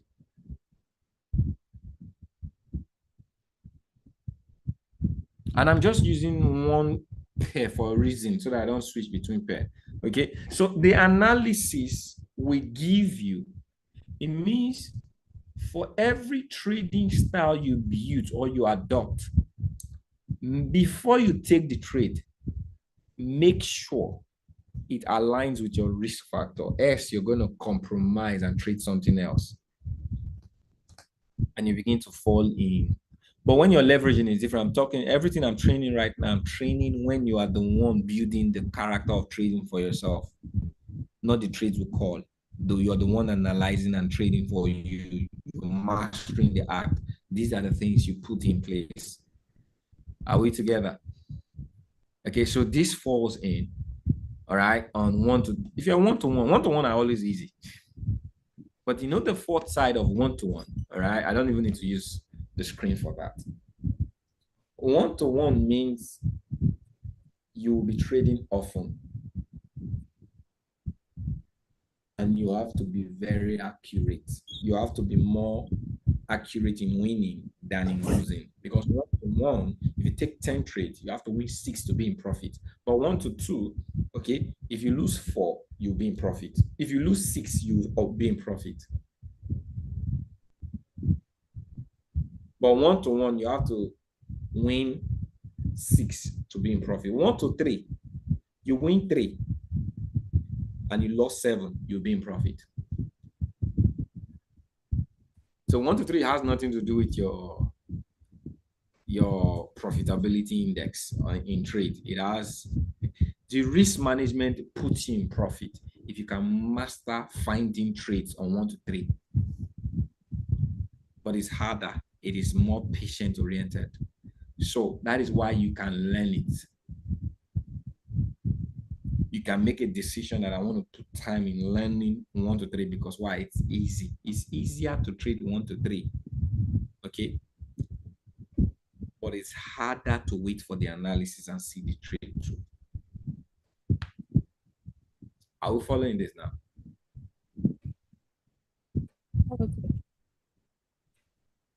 Okay, no, I want to know if you understand me first before question. I want to make generally everybody's understanding me before question. So I'm trying to put the risk in perspective. When you're risking trade, factor in the market. So I only have an option to trade.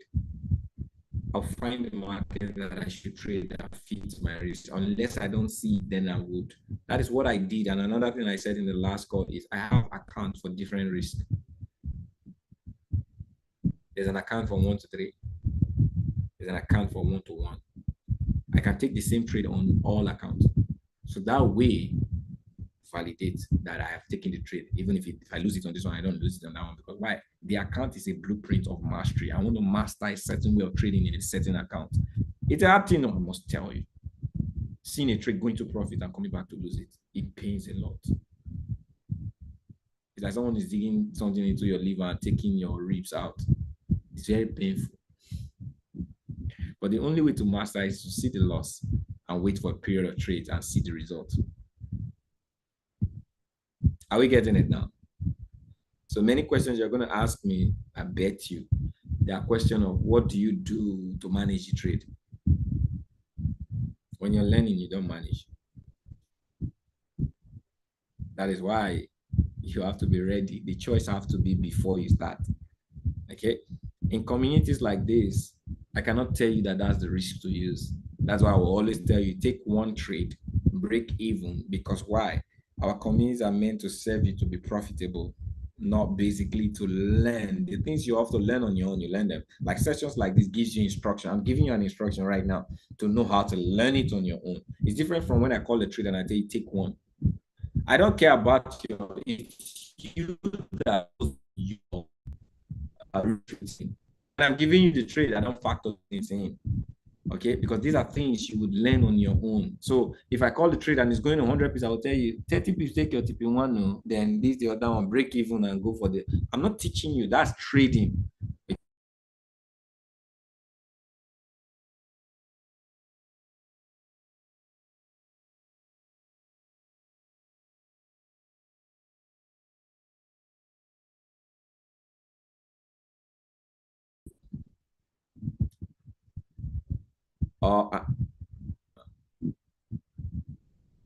What's your reserve? You wanted to ask? Madam Coin. Okay, coach, thank you. Thank you. So in determining the risk, right? The stop loss, I see, you know, what I picked from what you have taught us that we pick the next high or low on the 4 hour, the next For a high probability trade, yes.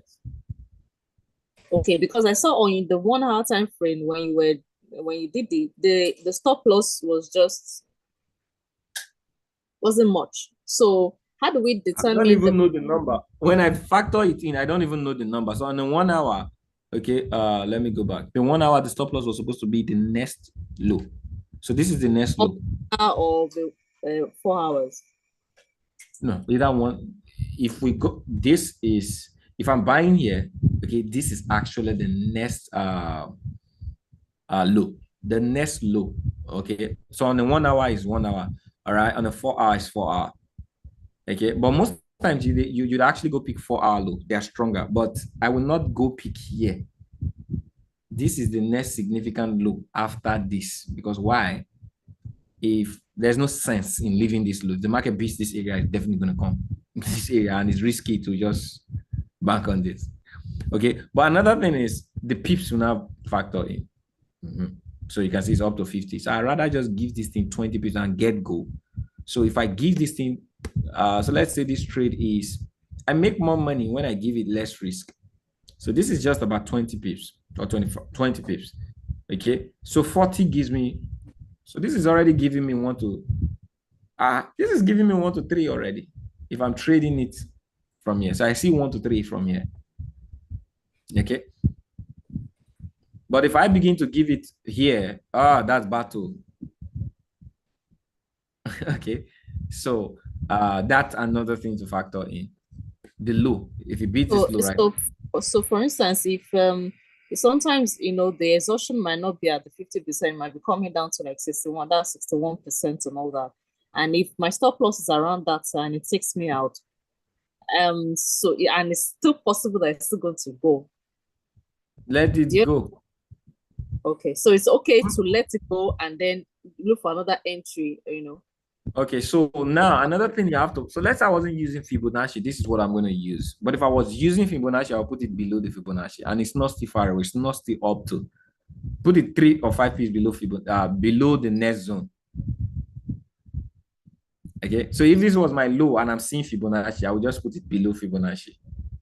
And that is still about 25. But if I wasn't using Fibonacci, I would just put it 5 pips. And it's still almost the same. This is my low. The low is in Fibonacci. If you can look at this right now, the low is in Fibonacci. So I'll just put it below. And that is almost the how many pips I talked about? About 20. If you're buying this area actually, but most times you don't buy because you have to look for the confirmation candle. Okay, so let's just say this is about 30 pips. So that is what stop loss is. You don't give it too much. One of the things I find that I would do now is we're giving too much stop loss. We're assuming let's give it a lot. It doesn't really make sense. Now what I do is, what is the stop loss for that trade? I give it. If it doesn't come to me, I find it, the easier it let me go and I now focus on analyzing another trade, the better. Sometimes managing a trade is dangerous for your trading health and focus. Okay. Does that make sense? But did you guys know that 1 minute analysis sold? How many of you realize that? Did you guys see that 1 minute analysis I did, it sold? You realize what I did? Okay. How many of you realize the market sold? On the 1 minute. This was around the area we sold, and it sold clean well. Okay, I'm just letting you guys know, even 1 minute analysis work very well. So, and Madam Amina, you wanted to ask a question? Yes, I did. After determining how many pips you have, most times 30 pips, 20 pips, whatever it is, my FX book will tell you the lot size to use attached to that pip, depending on the percentage you want to risk for that trade. So my question is, how many percent should we risk for a trade? And how many should we be comfortable risking in a week? So because go finish it. Okay, because some of our accounts have percentage we're allowed to risk in a day that we can't lose. But you said, you're not supposed to work with that one. You're supposed to have the one that you yourself are willing to lose in a day and in a week. So what's a comfortable percentage to work with that you're not just because of the broker, but you're not being careless with your trading account, but you're also not being scared? I love that question, and because it's coming to me, and my advice would be 0.5. 0.5 is across all accounts, 0.5 gives you room if you are the one who's practicing trading. It gives you room to lose, and you lose a lot of, you'd have to lose a lot. You have to lose more than 10 times to probably burn a 6%. If you're practicing. Now, this is one of the things that happens to us when we trade and we do not pick our right risk when we're trading. It's not about the profitability. It's your ability to withstand the loss emotion. Okay, so there are rules set for the broker. And those rules are really to trigger your emotion, because they know when your emotion comes in, they win. So I don't trade for profit. I trade for numbers. That is why I can stay in the market. I have not been profitable for 4 months and I don't care. Because at the end of the day, one of the things a lot of people, and when I say this is annoying, some people don't like it. Okay? Because one of the things, if you're trading for profit, you're trading your emotions. Some people they don't track record. So you see, I'm relaxed, I'm having this conversation because now this is conversation.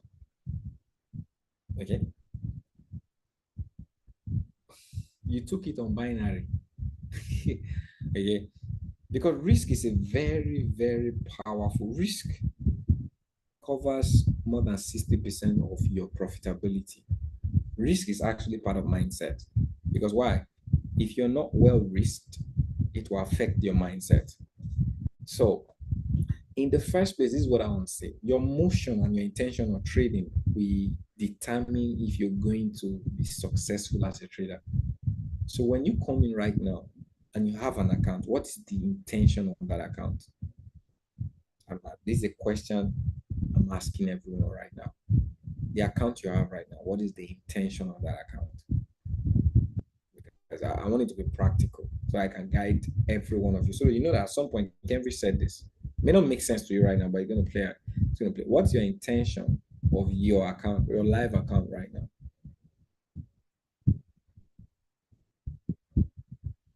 Everyone, I need an answer from everyone. Or I'm going to answer it in a way you cannot relate. Should I just go talk about it, or I should follow my mind? What is the purpose of your account right now? I bet you 99% of you on the score right now, you don't have the right intention for your account. The reason I'm asking you to tell me, you will think about it, okay? But I've been in this environment long enough to know that 99%, many of you, okay, you don't have the right, you don't even know what you're supposed to intend for your account. Okay, it's easy to say, tell me to learn and document, all right? Because that is the right answer. When the first time I had a live account, okay, I've had live accounts. I've made some money, I lost it. I made some money, I lost. I got to some point, I was making money, then I started losing money. Okay, then I found out that I was losing. Months were going, I was losing it, and I found out what was the problem. Okay, and when I found the problem, how did I solve the problem? I had to give a live account for the purpose to blow it. I wanted to learn to blow a live account through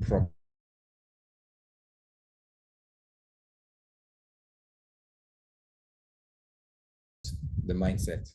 And guess what? I never blew. Since then, I've never blew. I have not, unless intentionally, I have not blown an account since then. Or something, because then was not funded account time. The reverse psychology. I try to blow it through reverse psychology. If you're trying to trade for profit, emotions set against you. But if you're trying to blow an account, practical is set for you. So what I was doing was, if I had a chart, just like I've given you guys right now, we do follow 50 pips, 5% a risk, maximum 5% a day. Okay, you find the analysis and risk the 5%. The goal was to risk all my 5% in one trade.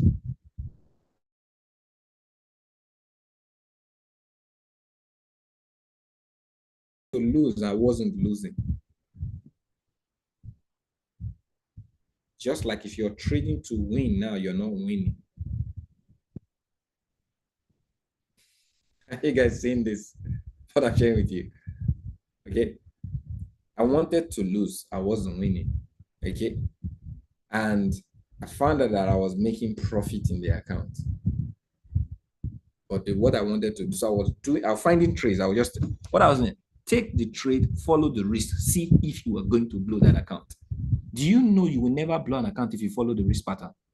Proper risk management, true or true? The reason you're blowing the account is either you're over leveraging, you are over trading, okay, you're not obeying your discipline. Am I correct? So what is making you do that? It's because of your expectation. It has nothing to do with the market. It's your expectation. So if your expectation was, so the moment I said I wanted to blow the account, there was no expectation. I wanted to do the right thing to blow the account. There was no practical emotional expectations. I was doing the right thing, and there was no way I could do the right thing and I was blowing an account. Are we following right now? So what you have to do is set the right expectation for trading. And what is the right expectation? You need to document your emotions before you begin to trade it. So this is 6 years in the game. I found out that the biggest adversary is setting a profit target. Even at my level, you guys don't wonder why I don't tell you that I have a profit target. at my level, at my discipline, I don't have a profit target. That's why. The moment I set a profit target, I'm wired to expect it. True or true? All of my emotions are invested to expect it. It means I'm no more trading the market. I'm trading my what? Emotion. I'm me against me. So what I did is I set it off. I offed it. Follow the same pattern. See the trade. Give it the risk, whatever it brings. And I've grown. I've made money. I'm still making money. I'm making withdrawals. I may not know how much I'm going to withdraw, but at the end of the day, I'm making withdrawals, which is better. Hide your expectation if you're young. Even me, I'm old, but I'm still hiding my expectation because why? That is the only way you're going to lose. Okay? So even if I blow $10,000, I'm not losing because why? There was no expectation that was going to win. All right, most of you lose an account today and you fall off because why? You had an expectation that that 10,000, that money you had was going to give you 20,000. So the moment you lost it, you fall off. That's not the wrong. That's not the right expectation. Okay, so if you're trading a funded account, now chances are you want to be profitable. Okay. So if you want to be profitable, trade your confidence. So first set goals to increase your confidence. What can you trade that you will not trigger your emotions easily? Begin to trade those things and see you win your analysis. Okay, the more you accumulate winning your analysis, your confidence level is going to grow, then you can begin to increase your risk. Don't just let it out. Under leverage to build your confidence, then when you build confidence and you see the data of your confidence, then you can begin to apply your risk. Okay, but best thing is don't set goals. Don't set money goals. Set trading goals. Tell yourself that I'm going to trade. My goal this month is to find high probability 10:1-3 ratio. And find them, trade them that month. See your result, document it the next month. 6 months, if you can plan a good risk 1-3, money will never be a problem because if you master it, there's no way you won't see 10 or 5 trades a month. At 1-3, and you're using 1%, you make withdrawals. Are you guys seeing truth in what I'm sharing? It's hard though. It's just a conversation we're having, but it's hard. You know why it's hard? The person in you that would not allow you is bigger than the you that wants to do it. So you have to train yourself to allow you to follow this, to follow through. Okay. This is why it's good to always have someone around you that can always remind you.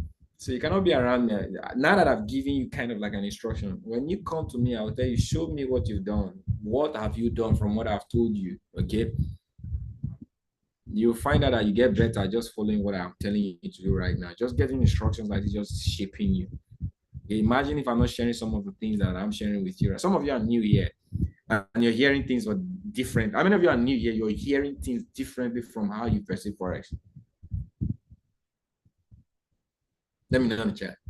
Okay. It's just a wrong game for a lot of people. Just run into profitability, run into, and people don't wonder why a lot of people sinking. Okay, so I've been able to deal with risk. Some are right. The only thing I've not dealt with is the aggressive factor.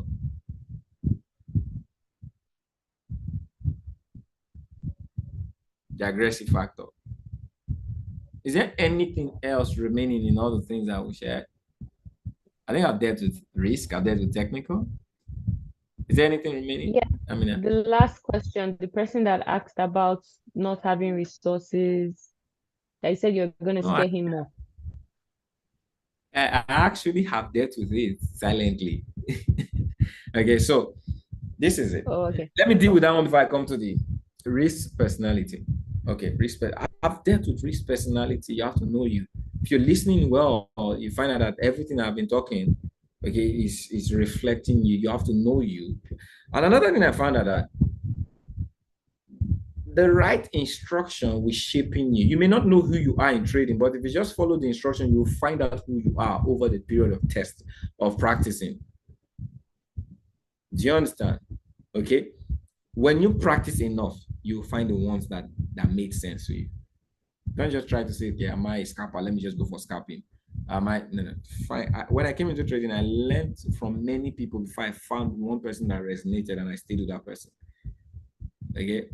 I saw the result. I documented that trade for almost 3 months. So I didn't just jump to Christopher. When I was following Christopher Derrick, I was following about 4 traders. I was joining their live session. All right. Why do you think I'm staying? You think it's one video that I was watching for 4 hours? No, I was watching several recordings. Okay, over time I found that, oh, this is the person that I want. How did I know that was the person? I practiced following their instruction. And I found out that all these other ones were shot for me. This was the one that made sense. So in practice, you will find yourself. All right. When a lot of people come into this environment, so this is for Great. I don't know if he's still in it. Is this still here? Great would have slept, so just like, okay, Great is still here. Great is very serious. This environment has nothing to do. Resources are not your limitation. It may look like now, but they are not your limitation. You just have to know what you want. Trading is not an easy game, okay? But it has a simple reality if you do it the right way. First is invest in learning. Invest in learning environment. You will definitely win. A lot of people are losing money because they just want to go make money. It all boils back to what I've said about money. You don't chase money. Money is a shadow of value. Are you guys getting value from what I'm doing here tonight?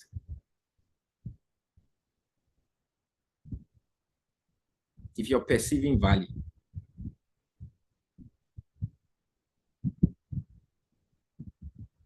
we're not trading, but you're gaining value. I just want to give you guys a clue. Because of this, if you were new here, are you loving me? You like the fact that what you're learning, I like to stay, this guy is full of knowledge. I want to stay with this person. Does it make you feel that way? Find out that. But a lot of you that are here, I'm asking that question. A lot of you that are here, that is how you came here. Am I correct? A lot of you that are my students, isn't that why you're my student today? Because why? I gave you value.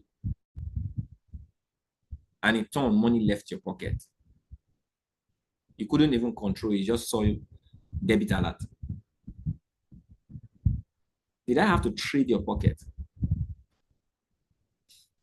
I gave you value.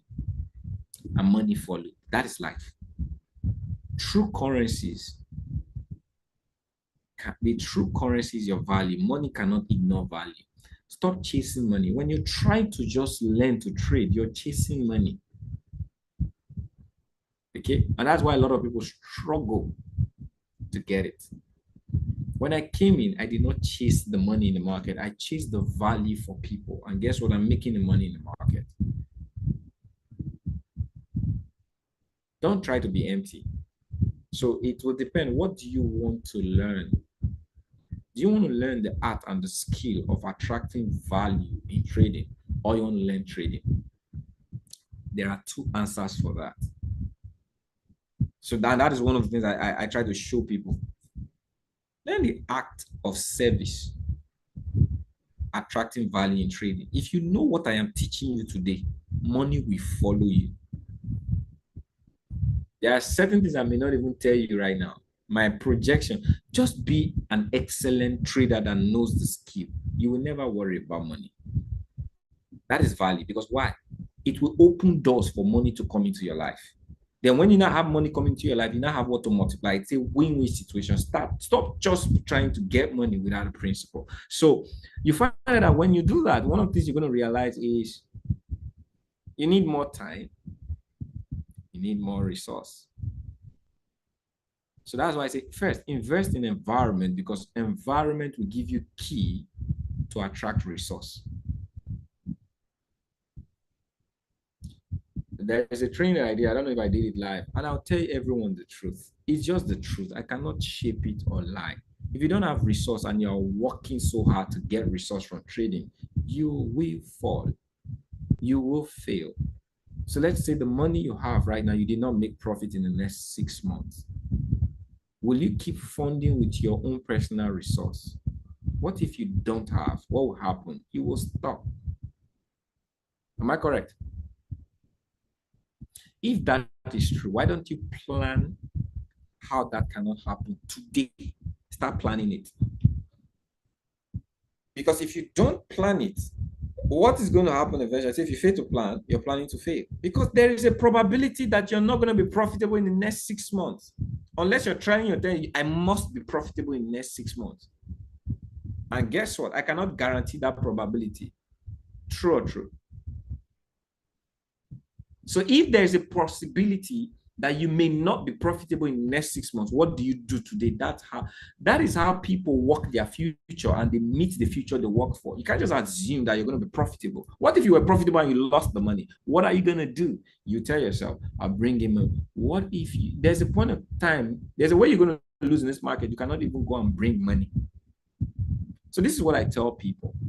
When I did that class, I did it from a hell of release value. There are certain things I'm not supposed to share in a general class. I don't know if I did that training in a general class. Today, now, when you look at me, let me be the mirror in front of you that pictures your success at different levels. I'm a trader now. You love the fact that I know the market. Am I correct? Put 100. Am I making money from trading? At least to your perspective, that is a yes. Okay. But just like me, I am a reflection of the many successful people that you know in this market. But there are certain things they don't tell you that I have told you. Am I correct? And what are those things? You're trying to learn my success, but you don't want to learn how I got my success. And all I'm doing is teaching you what I am getting when I am successful. But what brought me to success, you don't want to know. Because that's the same thing that will bring you to success. So people teach you strategy, but you find out that you're practicing strategy, you're not getting the result. Am I correct? You're moving from strategy to strategy, you're not getting the result. Why don't you just listen to someone who's willing to tell you how you can get that result? And it has nothing to do with trading. So when you tell me, how can I learn trading and be successful? My answer to you is you cannot learn trading and be successful. Because that is a wrong question. Great, are you with me? Am I scaring you more? Because that answer will push you to the right question. Oh, so my main focus was supposed to learn success. All right, learn success, learn the principles of success. Get in line with people who are willing to teach you those principles. Then you can trade with them. And one of the principles of trading that I've taught, I will say for some of you that are new, and this will be my closing remarks, is there are two categories of people in trading: the investors and the workers. The investors are those who have high capital, 50,000, 20,000 above, that we can lose for the market. If you're not that person, stop behaving like an investor. Start from working. And what value do you bring in the marketplace? The value of your skill. So learn the skill and have the skill. The skill is very, very attractive and sellable in the marketplace. When I learned the skill, I was given this value. It brought me to IAM Academy as an educator. Guess what? While I was educating in IAM Academy, I don't have the money that I have today. But at least I was getting paid. But the true value I got was the people that I had access to. I was getting paid, so I don't have money to blow. Because I always have more than enough that will cater for my blowing up accounts. So I can do anything in trading because I have money to blow. Now I've blown enough, okay, what would I say? I'm trying to use the word blow. Okay. I have cash flow. I built cash flow that brought me to my next level of success in trading. So I knew how to trade, but I wasn't making money until I got to my next level of service. There was enough money to trade and I was making more money. The reason I was making more money was not because I knew how to trade those money out. I had money to trade that I can lose. That was coming from the skill. Most of these people you follow that are making crazy money that you admire today, they have the cash flow that the skill has given to them. They trade more than you because they trade more than you. Some of you find the trades to take. Most of us, we don't find the trades. Anything that appears, I can trade it and I can lose it. I'll have more trades to document, but you don't. You're always looking for perfect trade. I look for, I perfect my entries because I have money to trade. Not because of money I saved, but because of cash flow from a system I've created. Am I making sense? Are you guys loving this truth I'm sharing with you? It's a hard truth. It is hard. That's why many don't tell you. And the truth is also, it's somehow sour. Because you just feel that the thing you've been chasing all along is not really what it is. It makes you weak. Okay, it just makes you weak, but that is the truth. It's either you're weak and you don't even do it at all, than you do it and fail. Either way, I've been a good mentor to you. All right? So, build the skill. Let the skill give you value for recurrent cash flow. If 10 of you make a decision, if I'm teaching 10 people right now, and I have 3 of these 10 make a decision to pursue creating value, they will be better traders and with more result than those who pursue the skill. And there's a guarantee that they're not going to fail, but there's no guarantee that you're going to make money if you chase the skill. That's just what I can say. That is my own truth. Now, a lot of people have different ideology, but I also backtest everything that I do like a trader. There is nobody.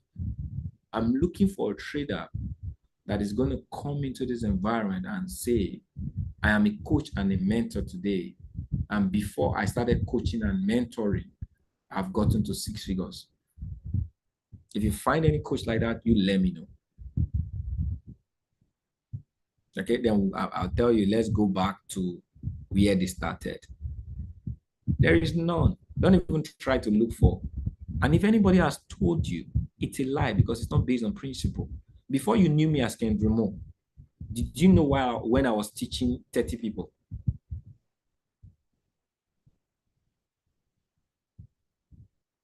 So don't allow anybody to tell you a lie about this environment.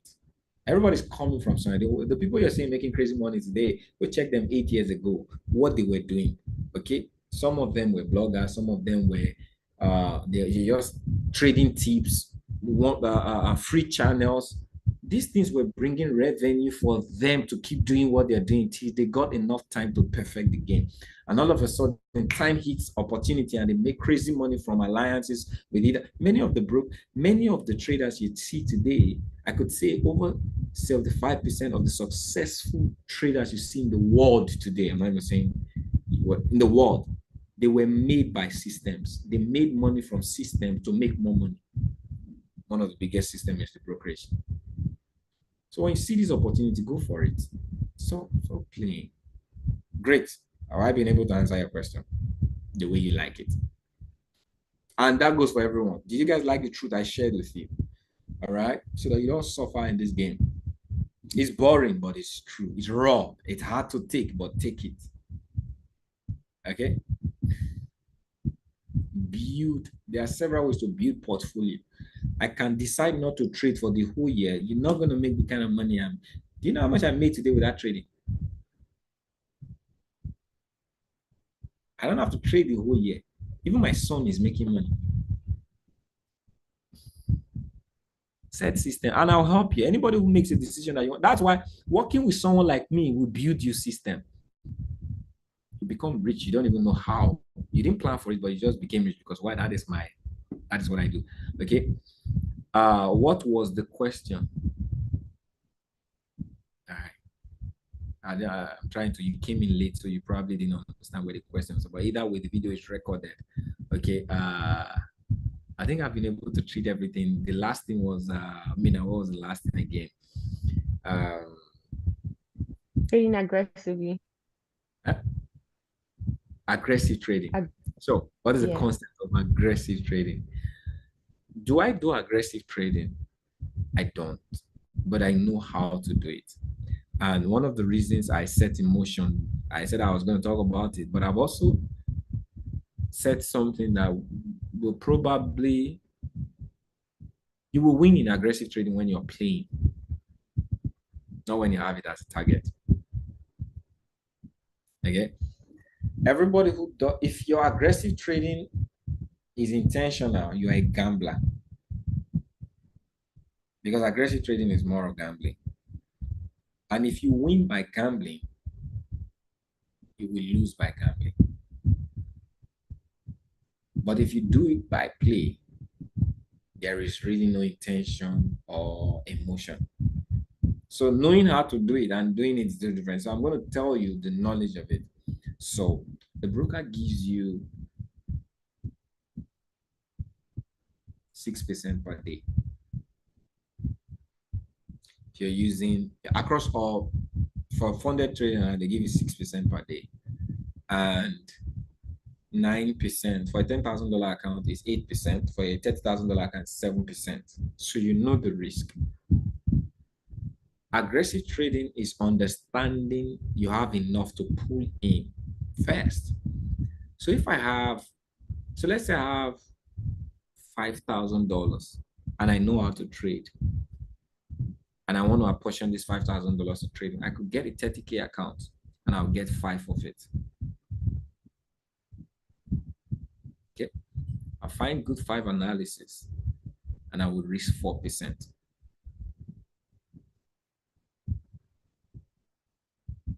For 1 to 2. So having learned what I have showed you now, and you are able to practice being, so let's say you've practiced, you know how to get your 1 to 2. Out of 10, you will win 4. You'll be in profit. Am I correct?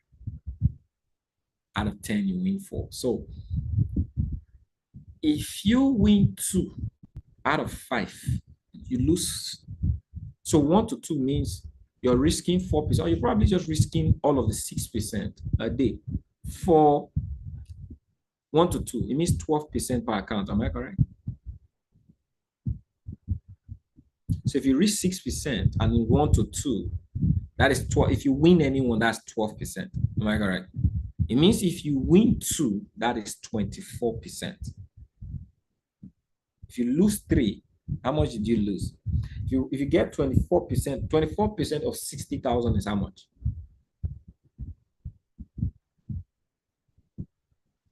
So that's 2 accounts.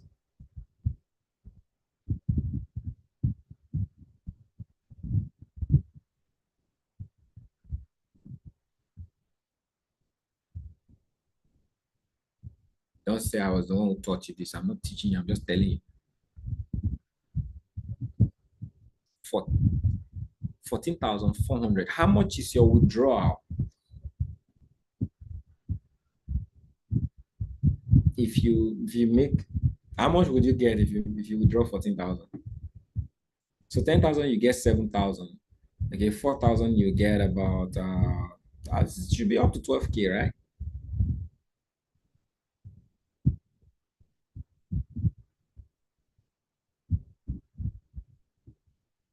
Is it 10K? Okay, 10K. About 10K, right? Okay, 10K, 10,000. Okay. How much did you invest?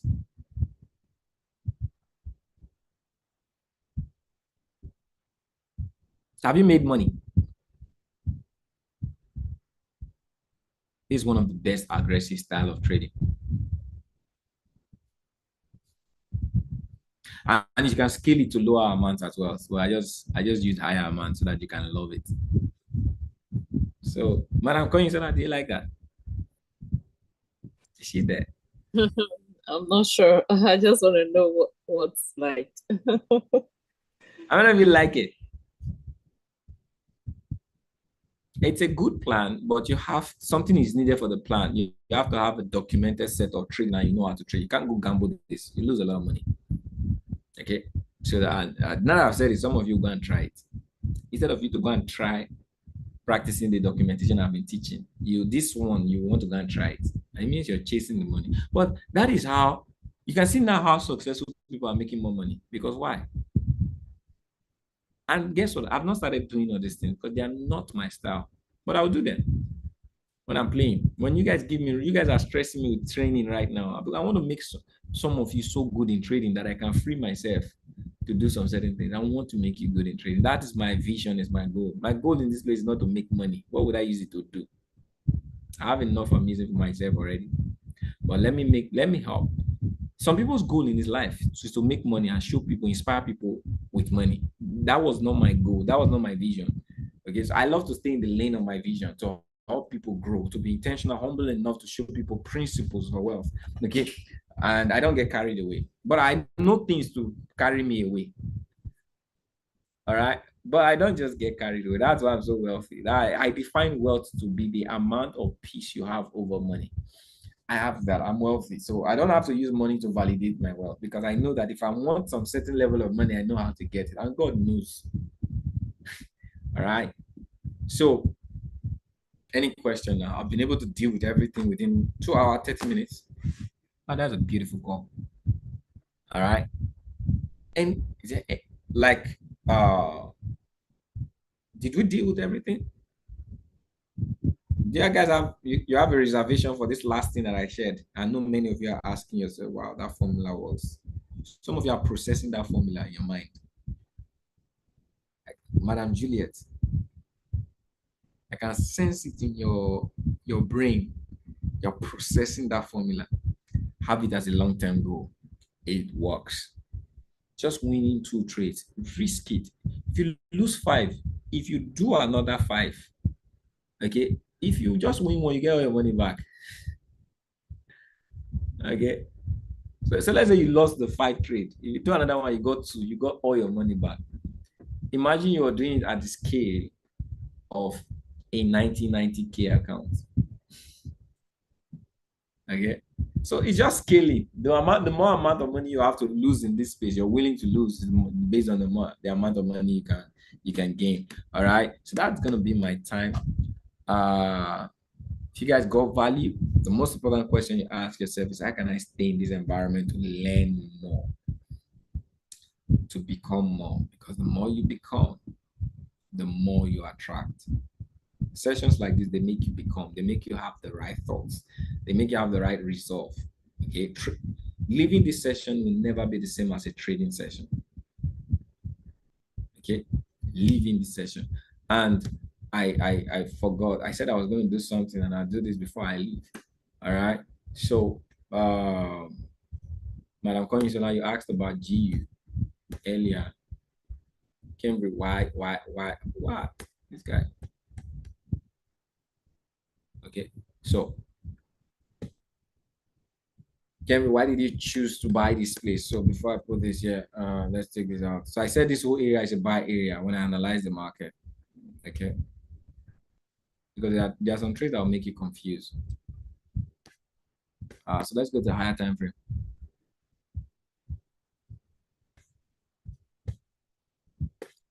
When we see this market right now, let's do it daily. All right. What is this?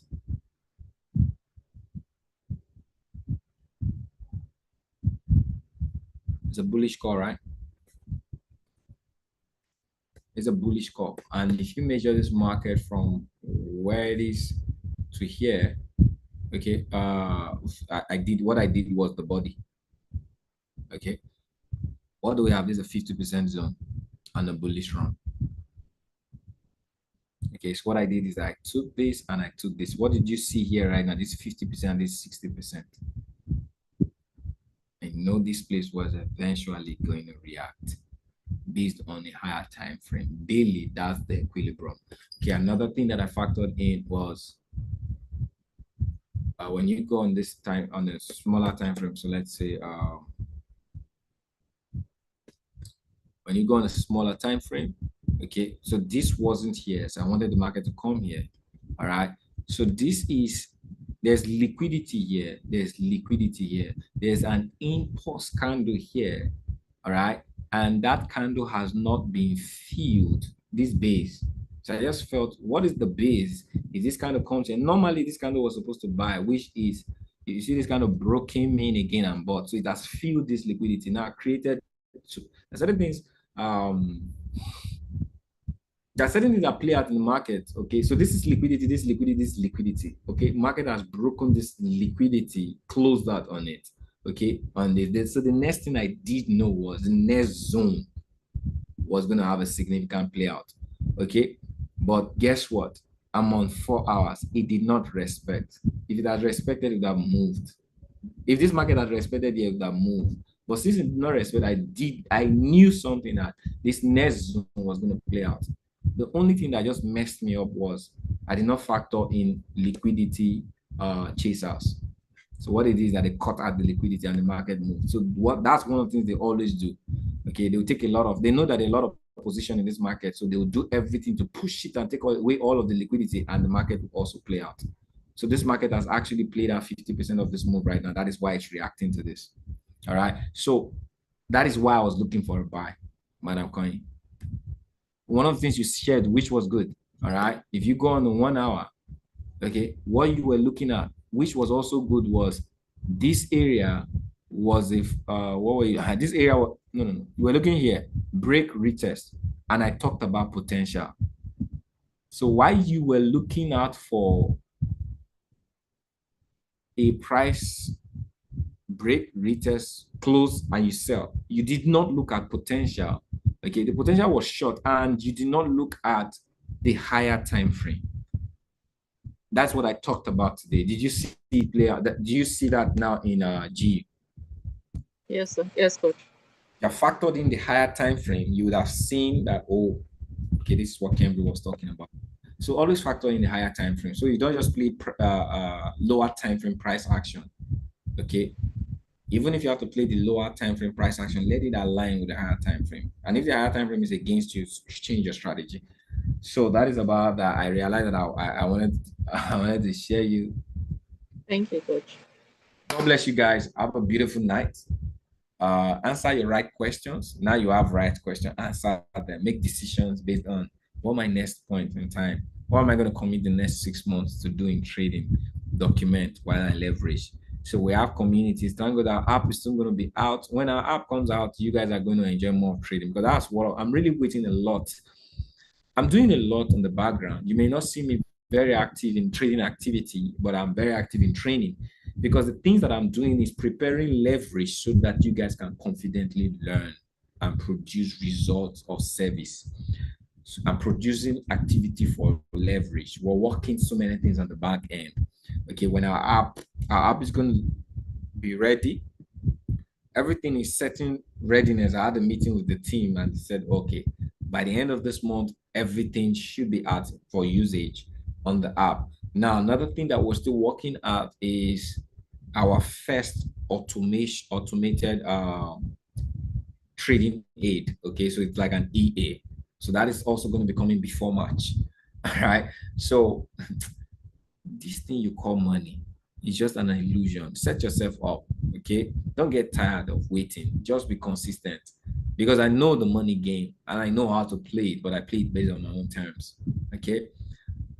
When you get leverage, you can practice what will make you a service provider.